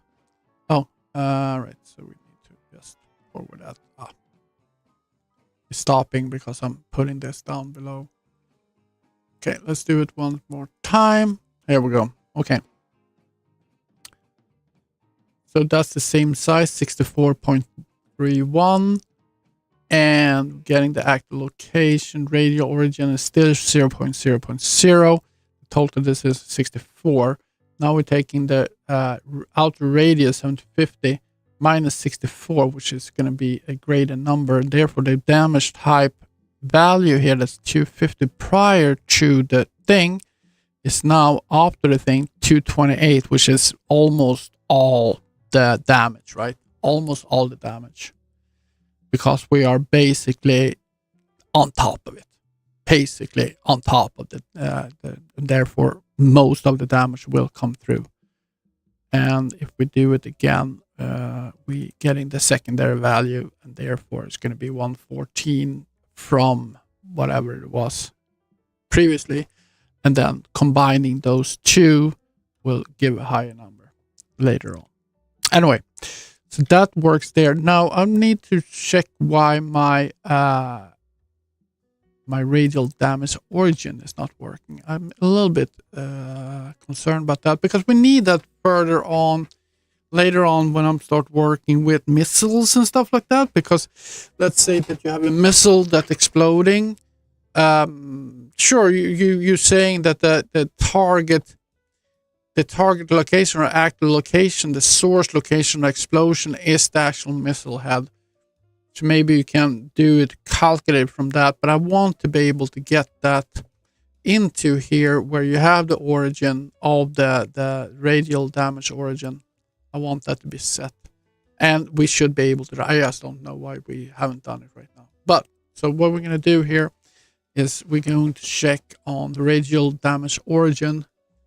So we're going to go and do that. And where do we do that? Well, we have the hacking component, right? That's where we are starting this whole process. And radial damage is true.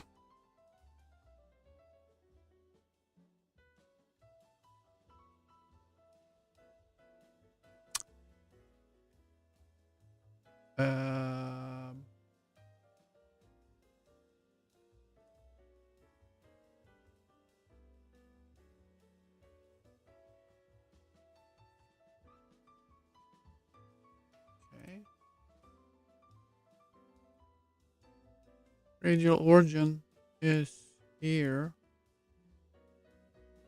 Huh. We never said it.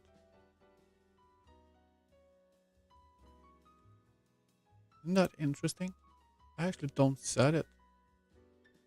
So let's do that. Damage effect params dot radial damage origin. And we're gonna set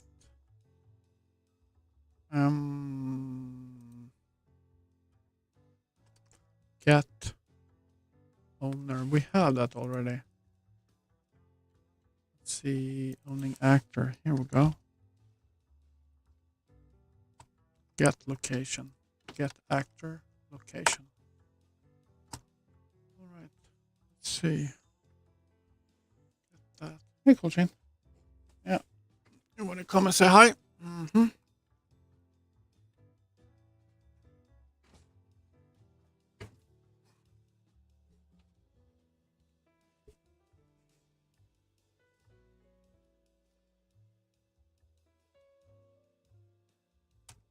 Oh, don't step on the keyboard. Oh, no, no, don't.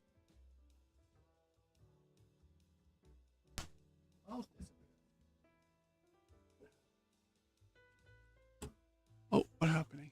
All right. Okay. Yes. Are you playing with the girlfriend? Sister? You playing with sister? Huh? Hmm?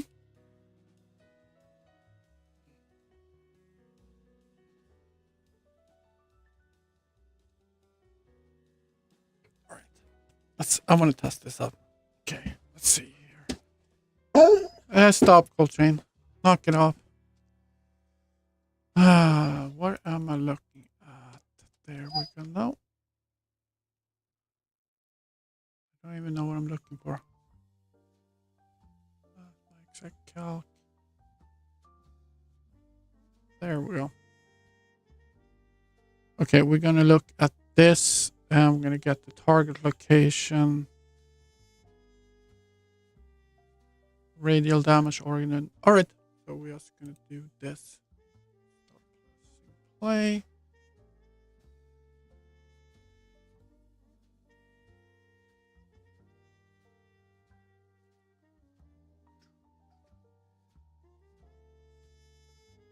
Right. We're just going to get that through twice. We are good. Okay, here we go. See, now we get something. Now we get something. We get a 132, 854, 0.89. So that's origin. And the total distance is now 895.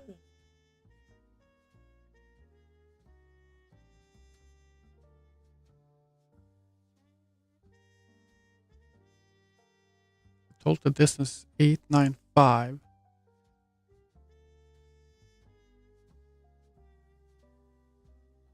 Are we gonna get a positive value here? I gotta take the dog. Give me a second.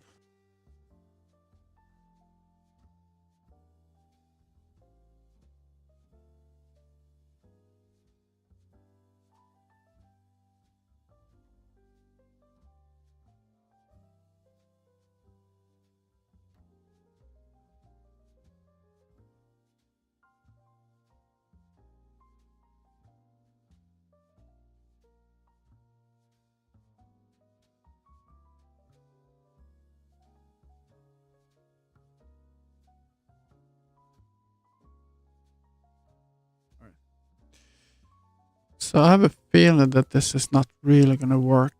Something is a little bit off. Not much, but a little bit off. So total distance. Oh, it's all gone now. Yeah, it's a negative number, 48.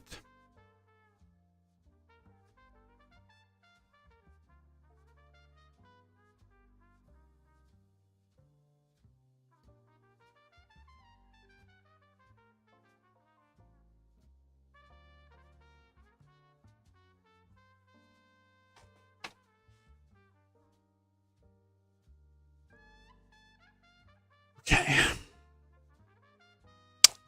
Because this becomes a negative value, right?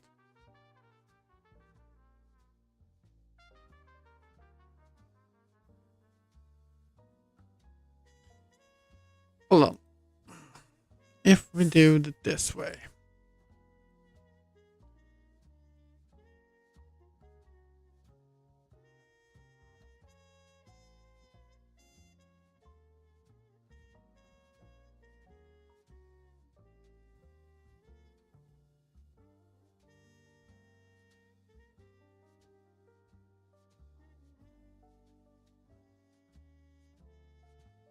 No, I don't know. The hell? How do we do this?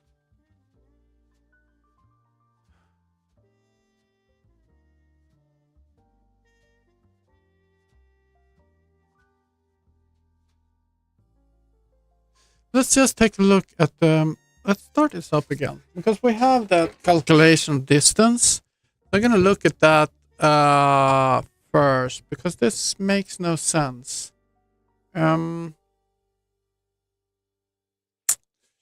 I I have a calculation where I'm measuring the distance between the vehicle and the object. I have that calculation in another place. So we're going to look at that if this doesn't, if I can't get this to work. All right. So if I target this guy here,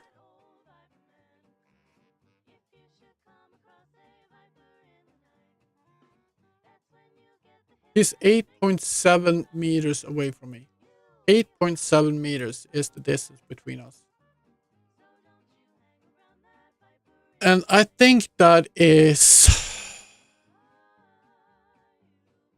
870.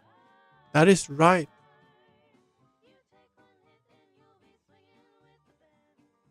That's right.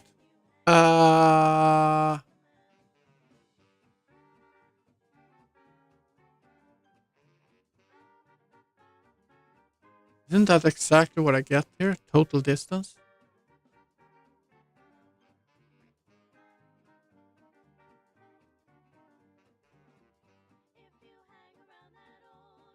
Let's see.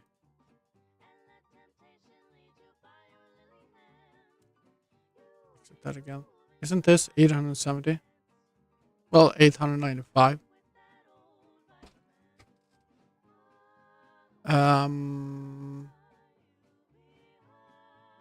Because a unit in Unreal Engine is 1 centimeter, right? That means 100 units is 10 meters. No, it's 1 meter.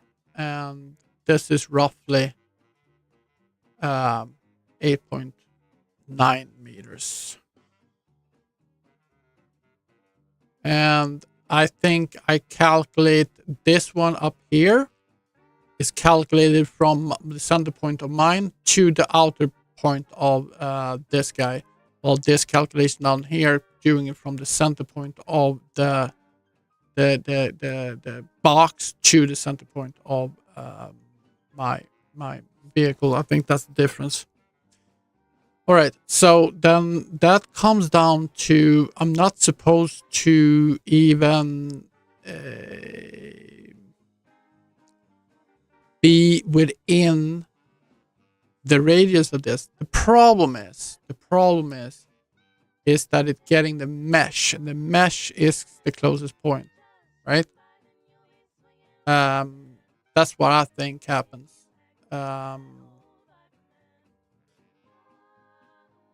And therefore we're just going to increase the length because this is too close anyway. So what we're gonna do is we're gonna go there.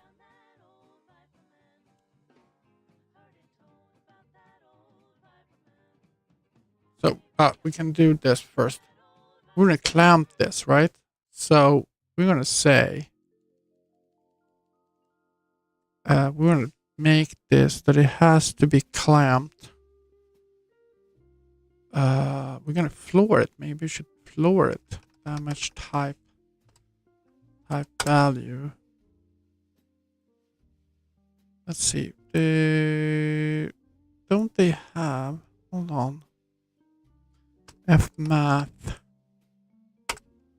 Don't they have any functions that will clamp it to floor lerp val cube?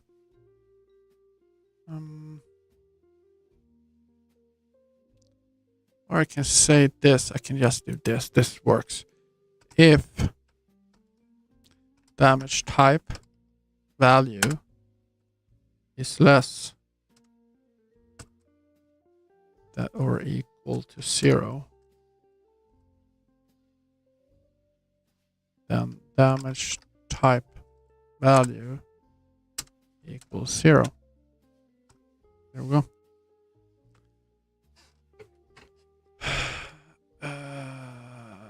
And then we can say, we can do this. Let's continue the for loop. We don't need to do anything. Yep. So we're going to say, we're going to do two things here. So we need parentheses. not just going to do one thing. So we're just going to do continue. Here.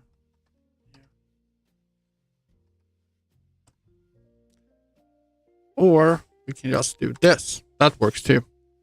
Boom. Right?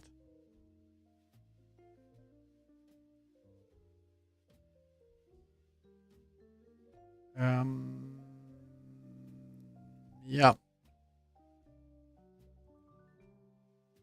And now we can change that out to be like 1500 meters or something like that.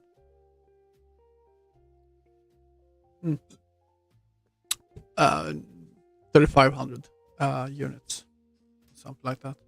Because the distance is too small.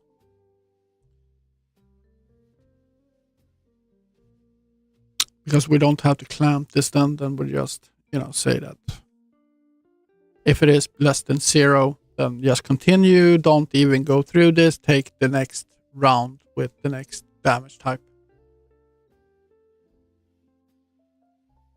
No damage applied. Don't want to do that. We want to go in there. And we're going to say the fall radial is 3500,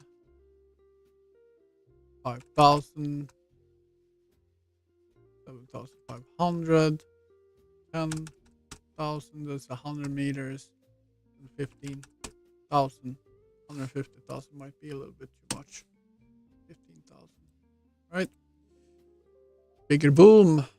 Bigger damage. All right. So let's see what we can get here.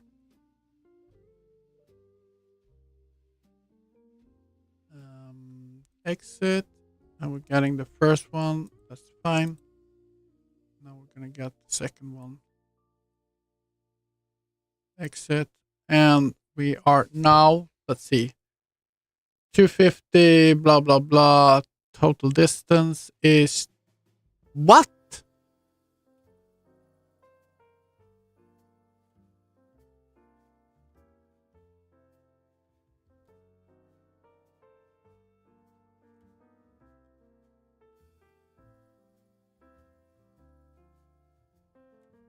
$28.7. No, it's no. What the fuck is happening here? I'm sorry. What?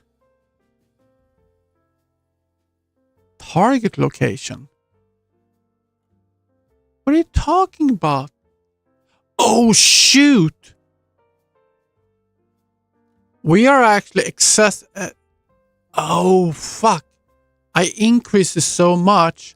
We're actually acting against these guys now. That is, oh, we got it. Then we need to, shit. Damn. Let's restart this. Oh, didn't even think about that. That's good. They, of course, they are characters as well. They are actors. They are pawns. They are going to be damaged. Of course, they're going to be damaged. They are NPCs. But yeah. But now, of course, they're going to be damaged because they are within that area of damage, right? So what I'm going to do here is we're going to wait for that guy. We're going to go to this guy. Target him. I don't know. I haven't set this up properly, I think. We'll see if it works. So this is the unknown target is this guy. And then we're going to target the container here. So let's see if we can make any damage on him.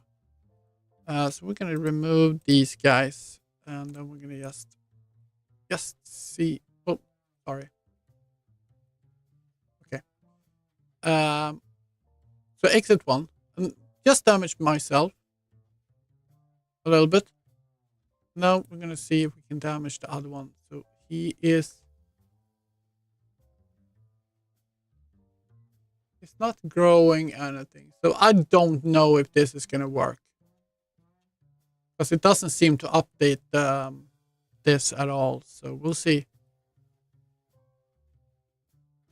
Yeah, nothing happens. So, but right now,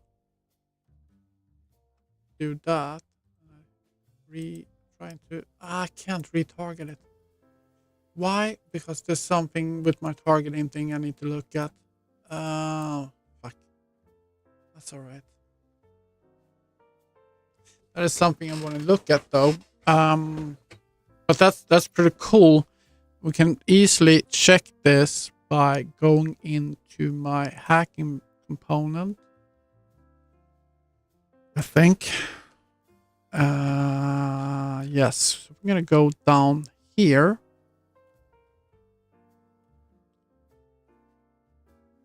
Here. Boom. That's the guy we want to do. This one I actually don't even need anymore. There we go. Ah. Oh. Almost a sneeze. Almost a sneeze. Okay, I'm gonna do that. Let's see. So what I want to do, I'm gonna take this guy here. Boom.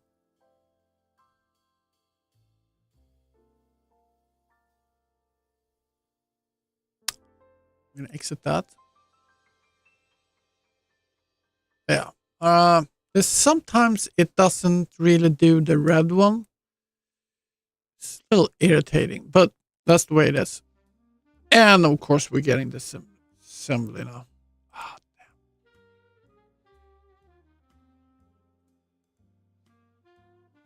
damn. Equal base 0.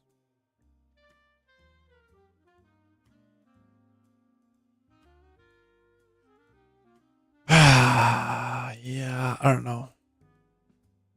That was not what I expected.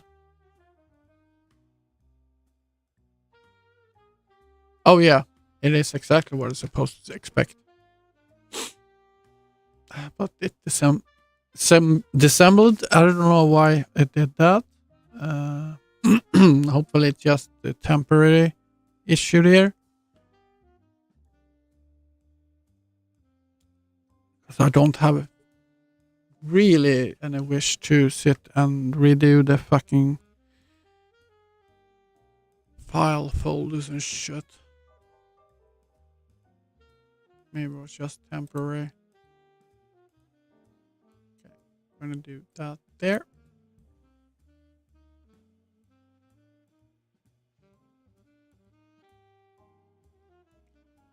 Exit.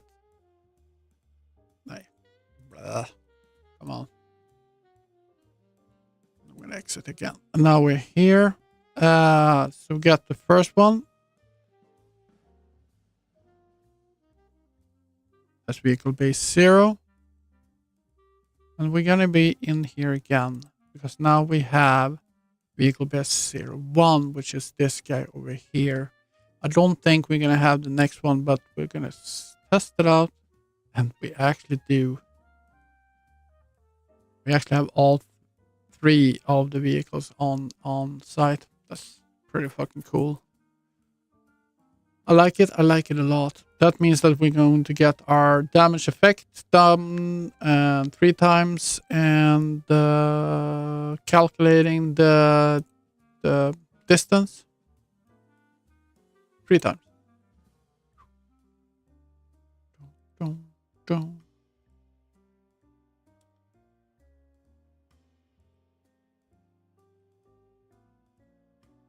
See here. Yeah. Damage. About 0.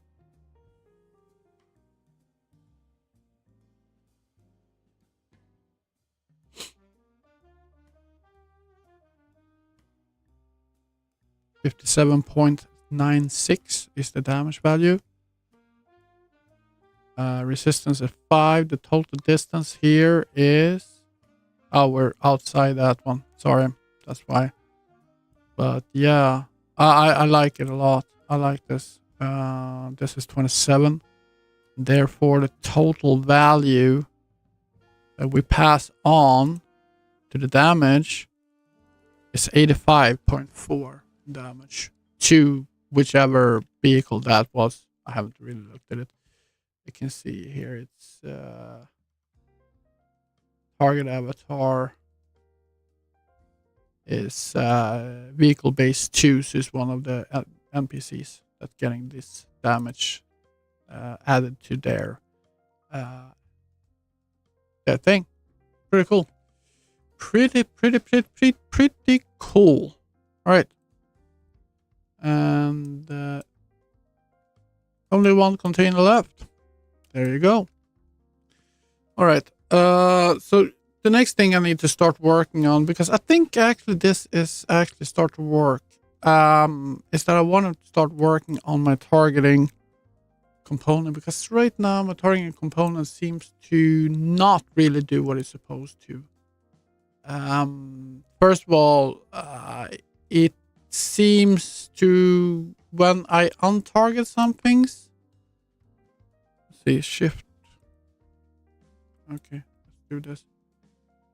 Sometimes when I untarget it, it just doesn't remember. Maybe it's when I go do the control shift stuff. Let's see. There. Yeah. It's when I control shift click on the actual icon. It doesn't remove it. Alright, so what we're gonna do is we're gonna check here. First of all, we'll go back and we go to the start here with the player controller, where we're actually doing the control shift click on the actual widget. Let's see here, because I was updating the entire thing to start working on the server rather on the client when it comes to sorry, there. What the fuck am I doing? Hacking component. Alt O. There we go. There's the player controller I want. I was working on basically targeting on the client rather than on the server. So I had to rework that. And while I reworked that, of course, some things fell between the shares and got forgotten. And I think I'm finding things here and there, and I have to go in and clean that up. That's fine. So let's see. We are clicking. Let's see. Left clicking, right? Left click.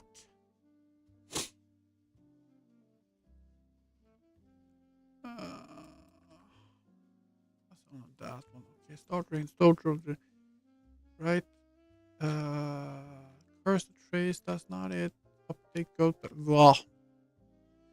This file is like 2,500 lines. You need to remember exactly where the fuck you have that code. Just spring arm length and remove auto run. Let's see. Get this and just so I'm gonna have left mouse click button. It's the one we want. And we're gonna go down. Oh, up. What?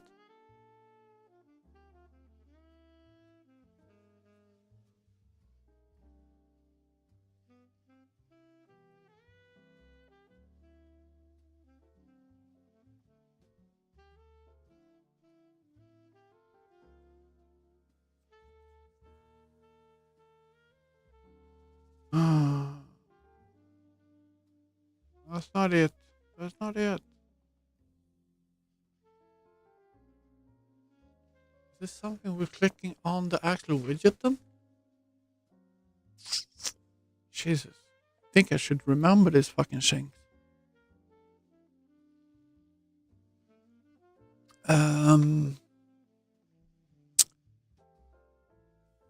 So it doesn't have anything to clicking on the widget. Okay, let's take a look at the widget. Let's see, where the hell are we? There we go. Let's look at the widget controller, target, widget, parent class. Yeah, I guess this might be it. Let's see, native mouse button down, right arm. There we go. Native. So, if we have the left button and the shift and the control button is down, then we'll get the controller and We are calling handle widget shift control click. Basically what we're doing. All right.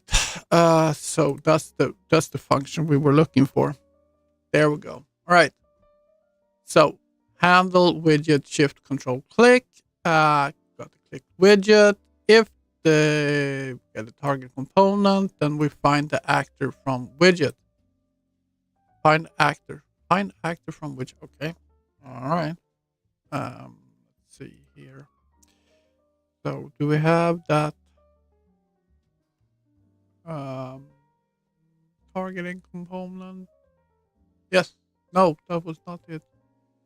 Hacking. We got too much shit open. I think we can close everything down here. Don't think we need it right now.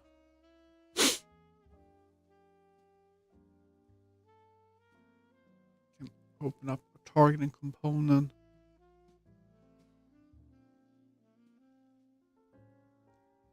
So remember, we are clicking. We are still on the client, right? So find actor from widget.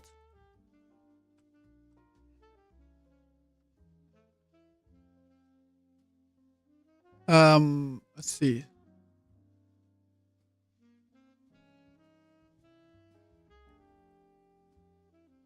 What are you doing here? You're gonna have, let's see, just gonna get some room here. Handle widget shift control click. Clicked widget. Find actor from widget.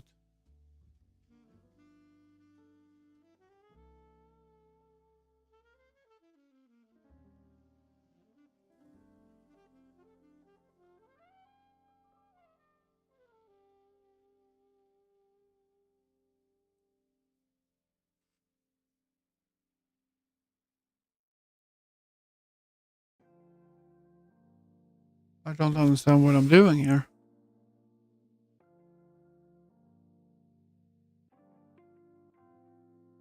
I wonder if I redid this whole thing at some point.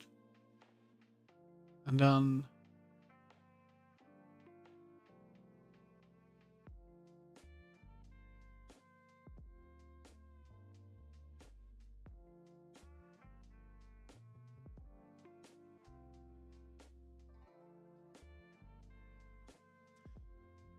this seems a little bit not right. All right, so let's dig this through. First of all, I want to see how often I use this. I don't use it. This is the only place I use it. Okay, interesting. So what is it doing? It's doing a for loop over all the actor widgets in the map, right? And this one, this guy. Let's just take a notepad. So I have it here already. I have it here. I'm gonna get that. Got 18 of these. Select target.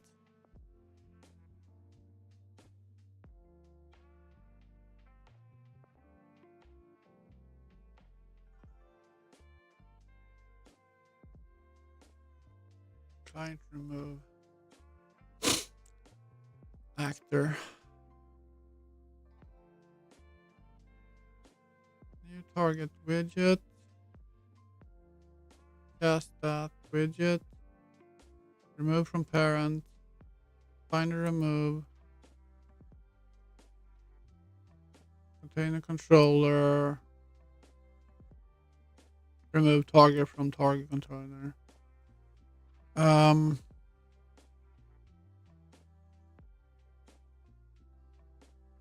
So how this is actually working is that I got two things. I got on the client, you get, the widget map, the actor widget map. So you got the actor and you got the widget, and you putting them in a T map so they are connected to each other, right? That's on the client. On the server in place, I have a if I take it like this, I have a current targets. And in order to add a new target, that target cannot be in current targets. It just can't be there, or it cannot be in current targets on delay that I have below here, because it's delay widget, and then with that removed, I add the active to current targets, and we cannot target something that's already in one of those. So what this is basically doing is basically finding the active from the widget. So for all the active widget map, we're checking if the value of the pair. So in the active widget map, you got a actor as the key, and the value is the widget. So you say that with this widget is the pair, is the value of the team at what the fuck is this? It's fucking oh shit. Where is the music coming from?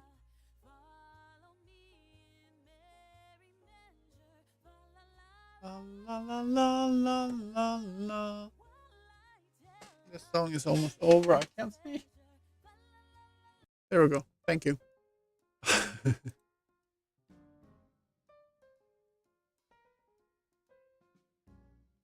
Anyway, so where the hell were we?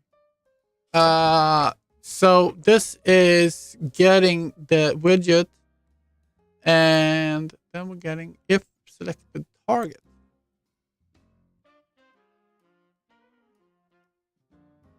Oh yeah, if that is selected, then we are removing the selection, because the selected target is the target that get that little bling bling bling, and then we are server select target. What the fuck is this doing? I can see. I think I remembered what this is doing.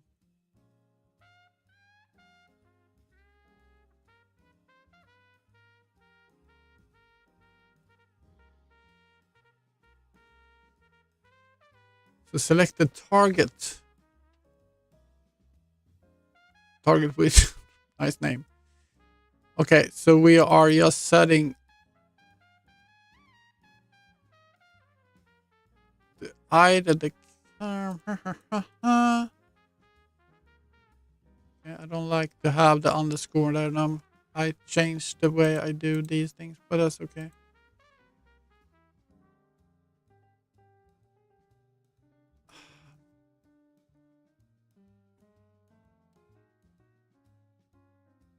What the fuck did I do here?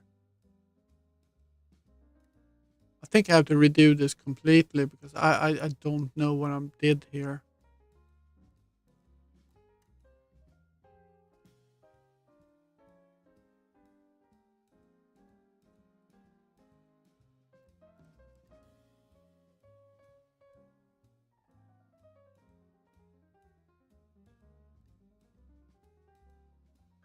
So I want to find, and of course, this will never be on the server, because the widgets cannot live on the server. That's the way it is. The widgets are on the client. So this will never be on it will never have has authority, because I cannot run this function on a server. It has to be on the client. So what I need to do, okay, let's put this down. Select the target. Oh, Jesus.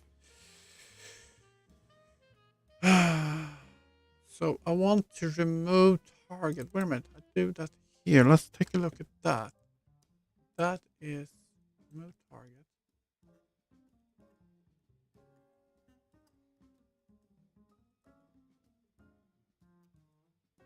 have the function. Here we go. Remove target. I want to remove that target. If it is the current target,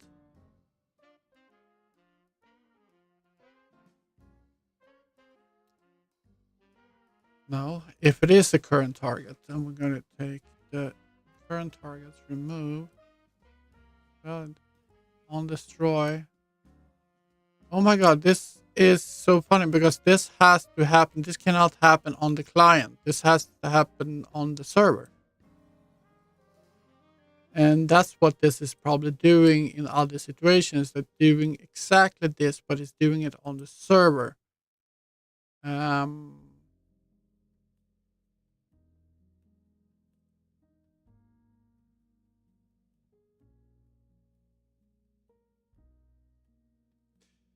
All right.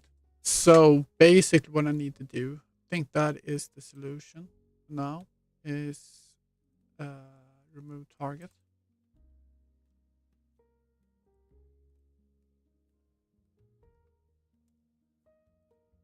There. I need to do an exact same thing. However, I'm going to do it to a server, RPC.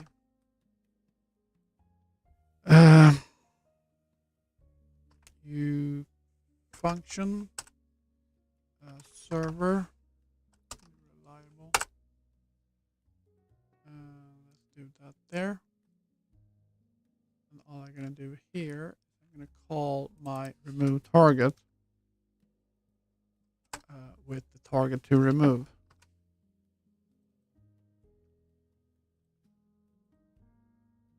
There we go. And then we are going to go up to, where am I? Find. Here we go. Find actors. This is going to be server remove target. I think that should solve that problem. Think.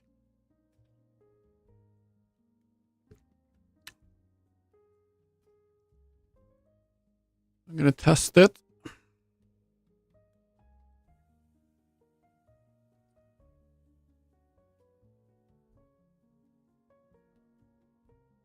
This part, I don't know. I will always be true. Never be false.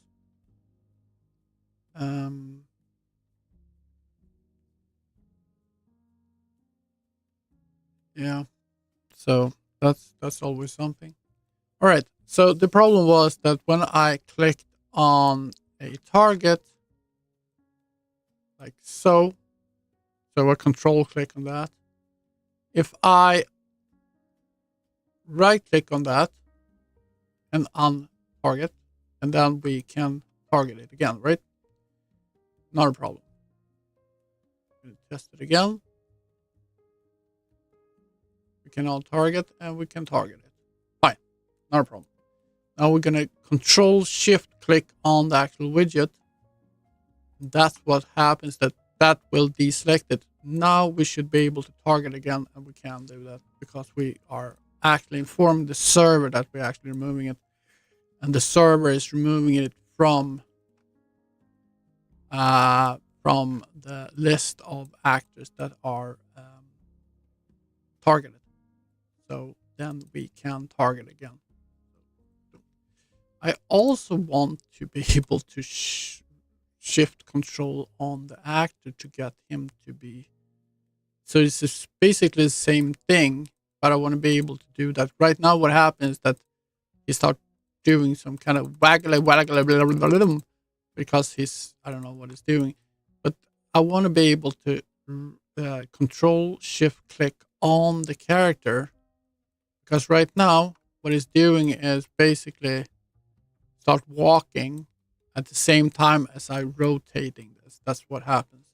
But I want to, if that character are touching. Problem is when I do that, it has to be a control shift, not only a control, or not need to be a multiple thing to happen.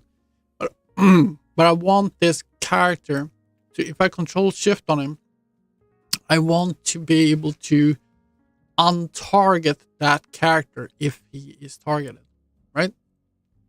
That's the next step we want to do. And so we're going to go into my play controller here, and let's see. Get my play controller is here. I'm going to grab him up there. Before we do that, I'm going to go grab myself some more coffee, so I'll be back in a few minutes. Oh, I need to update the text here. I need to get another one here, so back. What is the text on the other one? Be right back. Okay.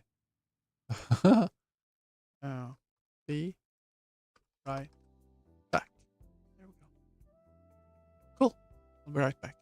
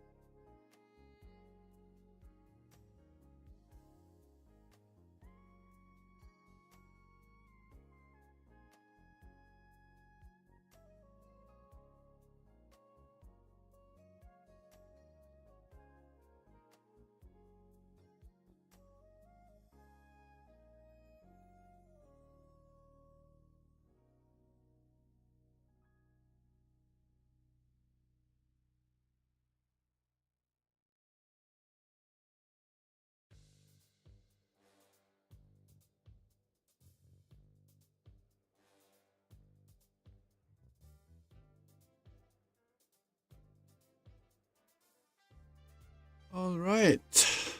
I am back. Thanks for stopping by, man. Everybody. All right. Cool. What are we doing? Yes. So we are looking at the play controller here. Let's see. What are we doing, actually?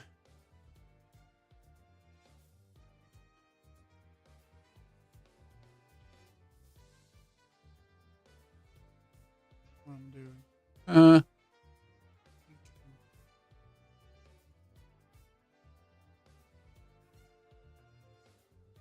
oh my god, where are you? I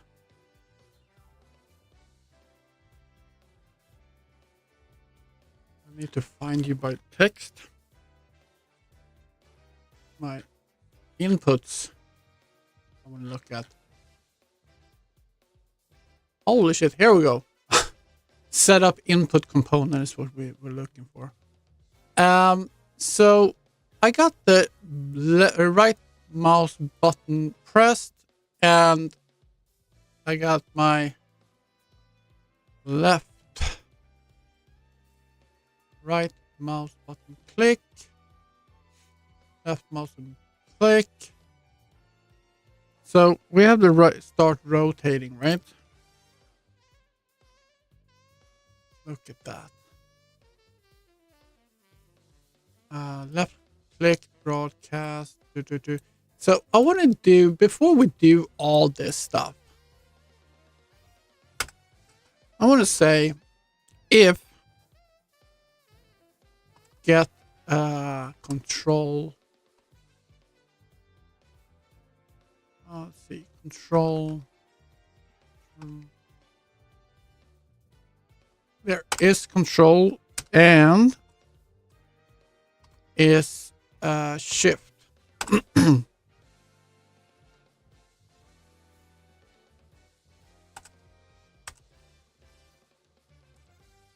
Else, I want to do that. Boom.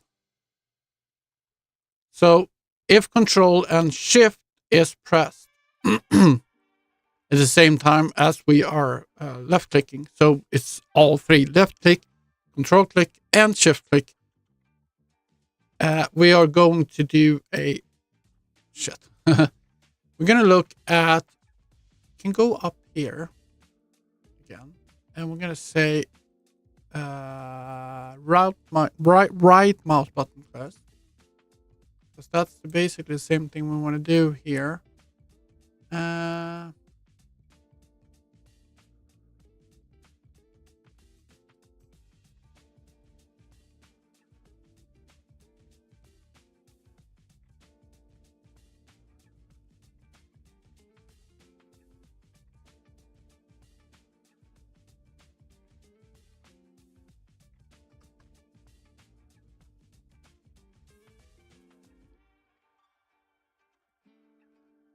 Input tag.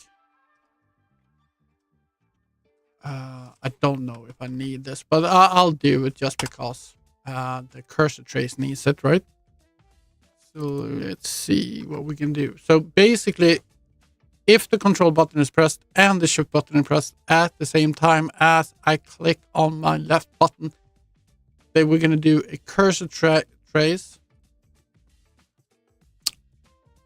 And let's see, let's look at that. Boom.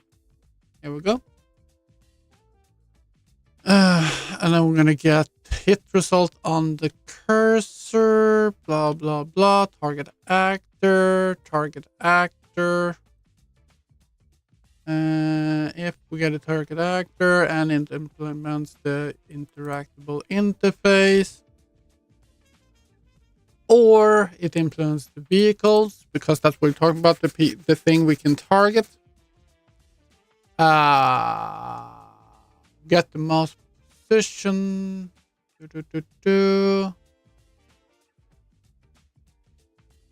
Oh, server handled targeting. Interesting. We can say an else if here.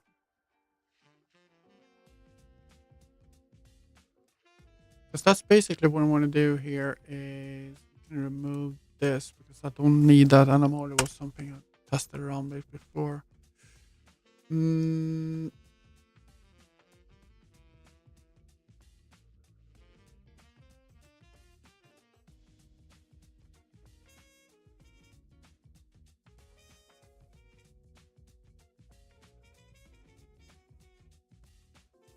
So if the target actor is not the pawn, it's not my thing, Let's see.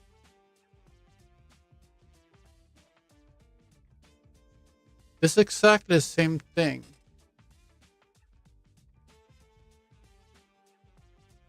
Because we are doing the control key.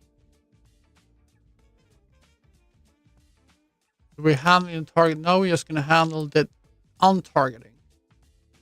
So we want to put that before this. Boom. I want to do exactly the same thing. However, we're going to say and B shift key is pressed. Right? This is kind of wild, but yeah. Because these two are exactly the same. This just the difference is that if I press the control key or if I press control and shift key. We won't be able to get any returns. Therefore, if we do that, that means that we cannot target anything while we're pressing both keys. We just either we target it or we untarget it or we don't do it at all. I just don't understand where I get. Let's see. Can do that first of all.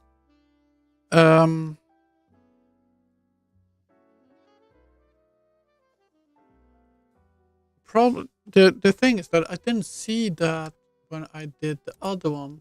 Let's see. Right mouse button.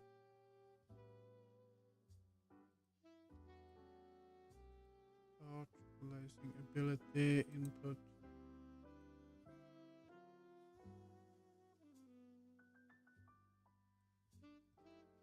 Huh. Ability input tag pressed. If input tag matches exactly, left mouse button, that we did. If shift key is pressed,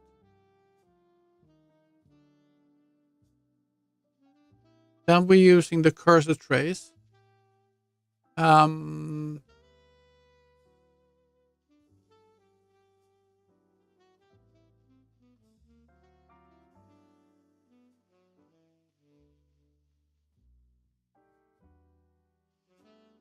All right, so we actually don't need it. That's interesting. So basically, if shift key is pressed, we know that it's going to be pressed if we have shift key or shift and control key. That means that this will always be true no matter what. And then we can just set that there. So in our, we can just remove that whole thing in our left. Stop rotating.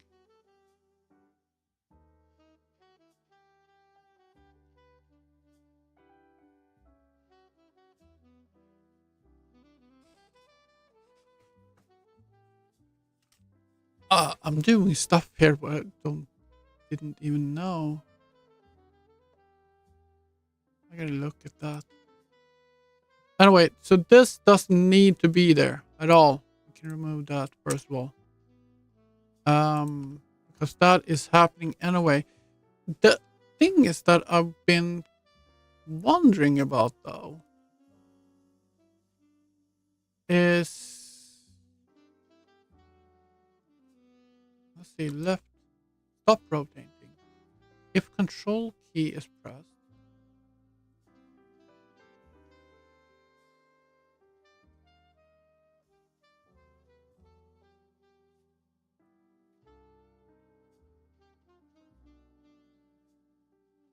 line trace to see if we hit that object can be targeted. Interesting. So if I rotate, then I just click on control and release, then it will be targeted if it can be targeted. But if we click on both, now with our new thing, if we also click on both Control and Shift first, then we are going to untarget it. I'm going to say untargeting, server untargeting. Let's see. Untarget, handle untargeting. We have that. I just need to make sure that this thing here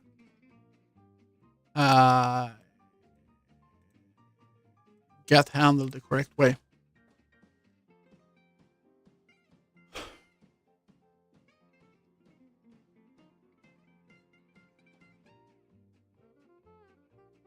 Let's see, what the hell, what was it called? I don't remember what we called it. No. Cursor trace. There we go.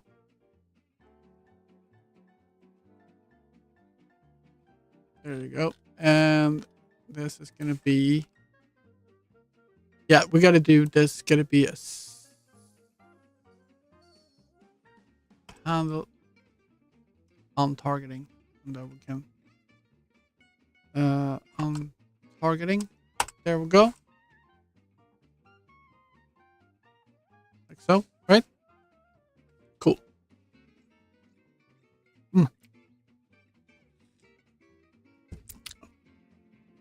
Okay, so we handle on targeting. So we need to make sure that this get done on the server. But first we want to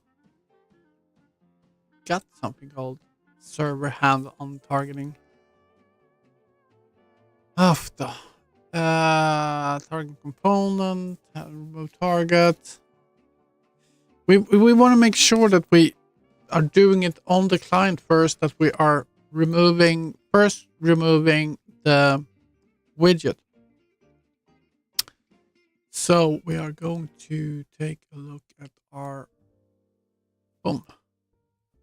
We get remove target here. F remove target.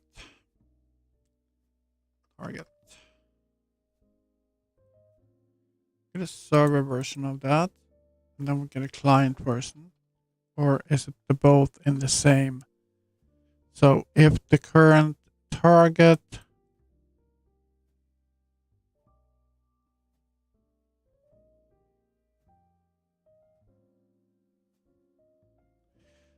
this is a... We need a new function for this. We might need to rework a couple of things, but that's...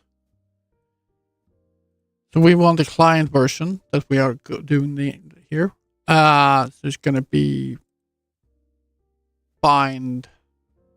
Let's see, remove target. We can do this right here. This is the problem when you go in and you rework it, and you don't rework the entire file. You just rework the functions you're working on right now, and then you end up in a situation where you're like, wait a minute, I need to do a little bit more here.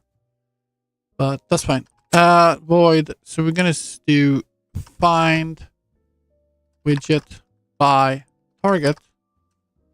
Find and remove target widget by target. Widget by target. Or something. Okay. So we're going to have an A actor, and we're going to say target actor. Right? This is going to be on the client. So, boom. I'm going to say, boom. Happens on client. Okay. So, like before, we had a function here called, what the fuck was that called? Jesus.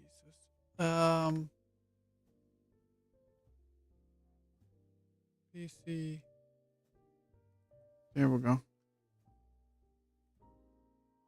I can rename this because that means that we're done there.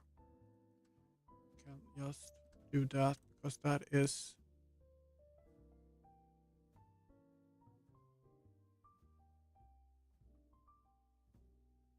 Oh shit.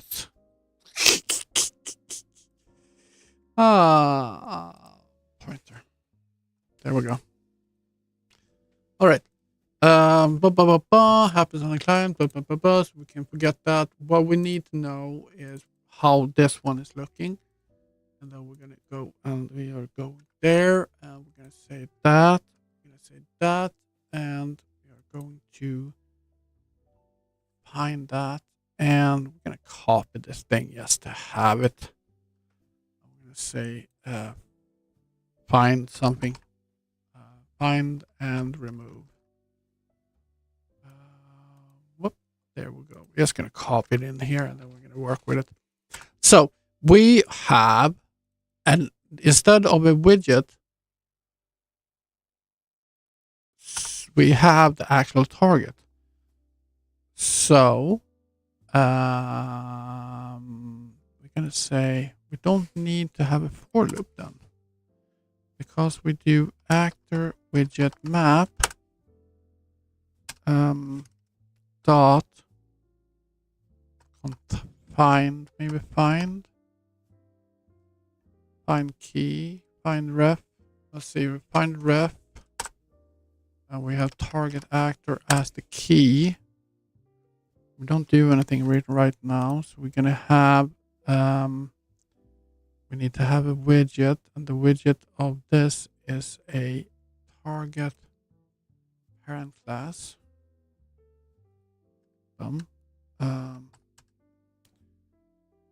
Widget, right? Equals that. Okay, so what do we want to do with that? Well, we want to remove it. Widget dot remove from parent. Okay, that's the first thing we want to do. The second thing we want to do is if select the target. I don't know if much I need of this, but that is the same. Okay, if that is the same, we're going to set that to a null pointer. Then we want to tell the server as well that it's going to be a null pointer.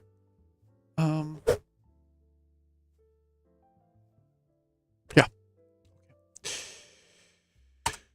And then we're going to say server remove target, which is the target actor. And that should be it.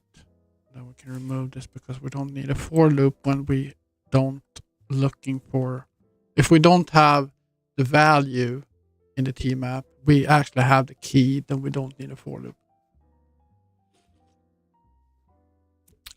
I think that should be it.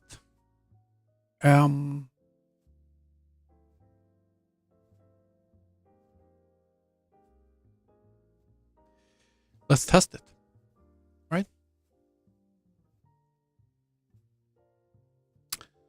Let's test it, let's test it, let's test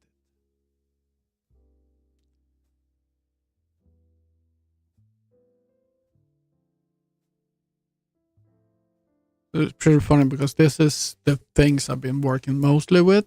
It's doing the widget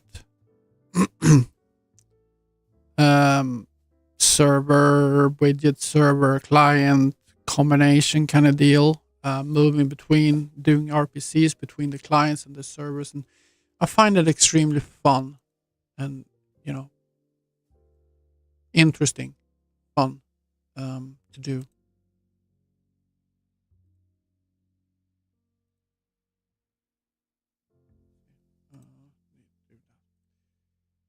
All right, let's see. Oh, shoot. I need to check if it is. If I need to check here if I can't just do because this is going to crash. So I have to check if. Boom. Right.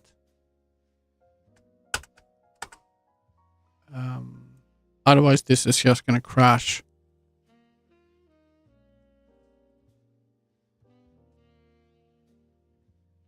This won't work otherwise. I mean, it's going to crash as soon as I click on anything that is not anything that's in there.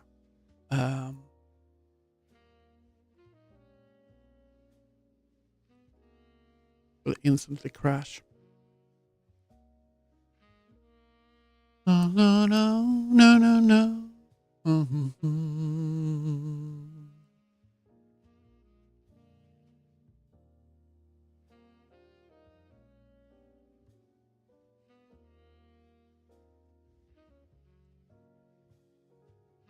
All right. What we got here? Boom. Let's see. Let's target that guy over here. And let's try to remove him with just a control shift click.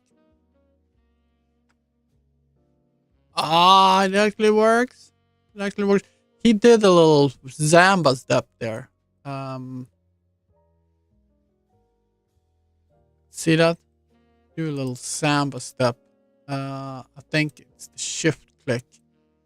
So I don't know what we can do about that. It works and I'm happy with that.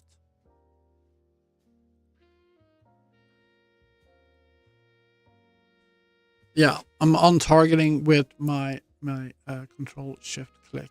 That is very, very, very, very good. Very, very attractive. All right.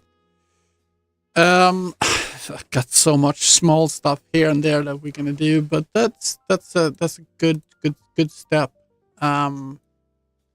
Let's see if everything works the same way.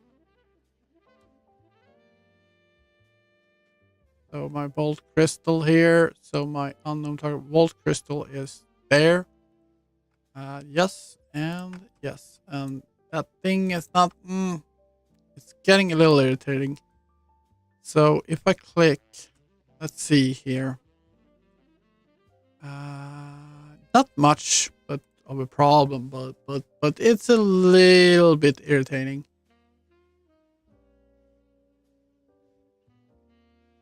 So I think it is target. Let's see. Radio. What the fuck do we call it?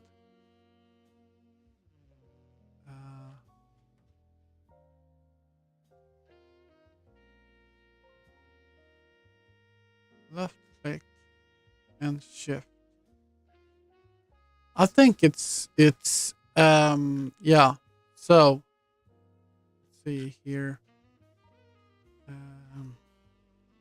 S and B can do that. I think should be able to target this. Yes, here.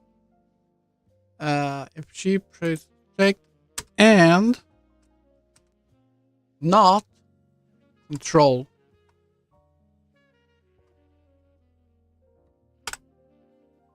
Okay. So let's test that. That means that it is...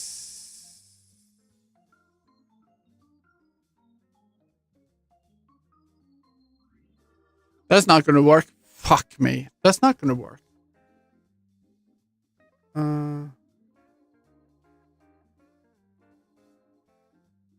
That's not going to work. That's not going to work at all. That's not going to work. And I want to do this to a is shift press instead of going after the bull straight away. Cursor. Let's do the cursor trace. Because we're going to do a cursor trace. If target actor, add radial widget. That's not what I want to do. Handle untargeted and server to handle. That is...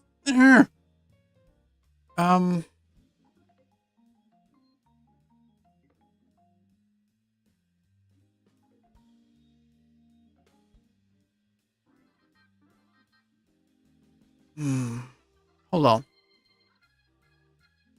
That is not what I want to do.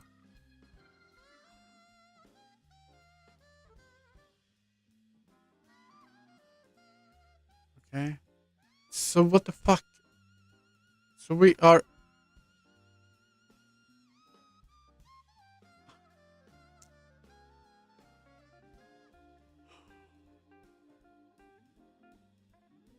Move. No, that's not it either. because we are shift clicking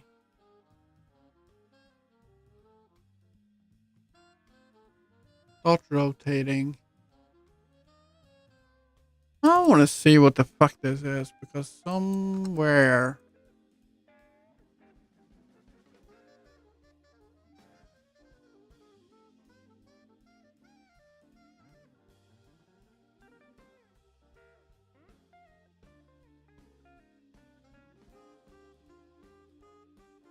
might not be even be in here.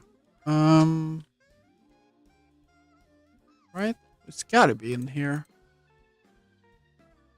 Oops. That's a bit too much. We're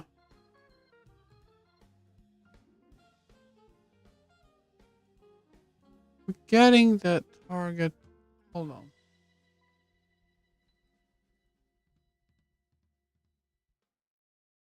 Interactable.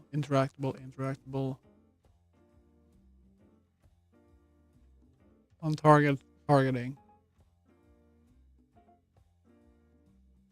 I just don't remember. This is probably 9 months ago I was working on this. I just don't remember what the fuck I did. So I just bring up. Let's just look at my. It's got to be a function here. Guess live save. That is set control ID. The functions need to handle the movement. Get station inventory.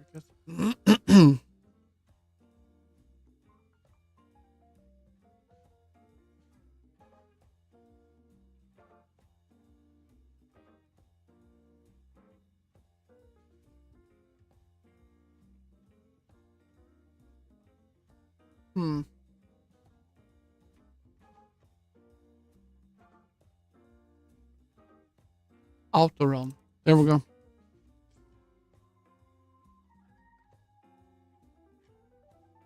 It's the function we're talking about, the auto run function, right? Tick. Always doing auto run.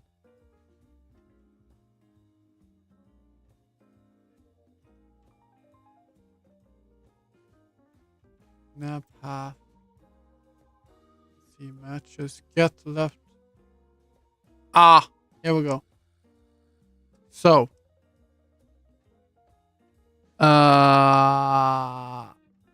Not.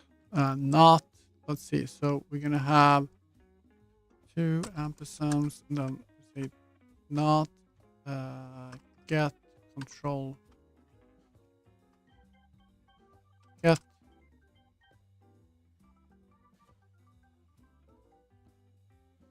this control.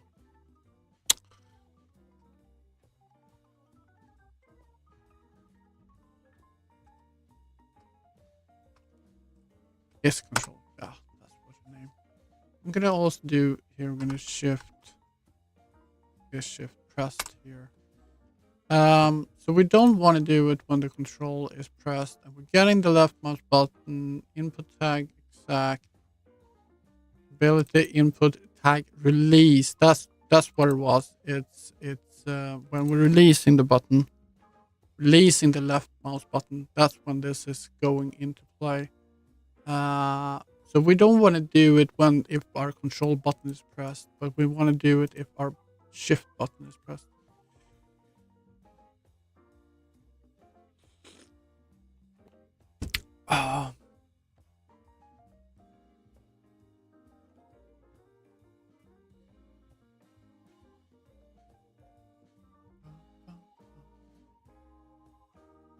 Oh yeah, what the hell was this? Oh yeah, I tried probably to do something here, but it's not the right place to do it. Nagara systems, it's not got nothing to do in here. Anyway, so let's see if we could get this to actually do what it was supposed to now. So we control click on that. And then we shift click, that works. Now we're going to control shift and click on that, and actually doing a little samba step there anyway.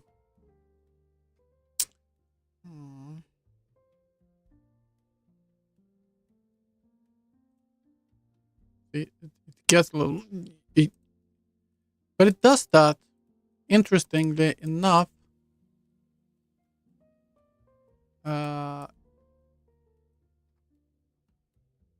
when I hold down the button. We talked about having it happen when we lifted the button. Here, ability input tag released. But this happens when we're pressing it.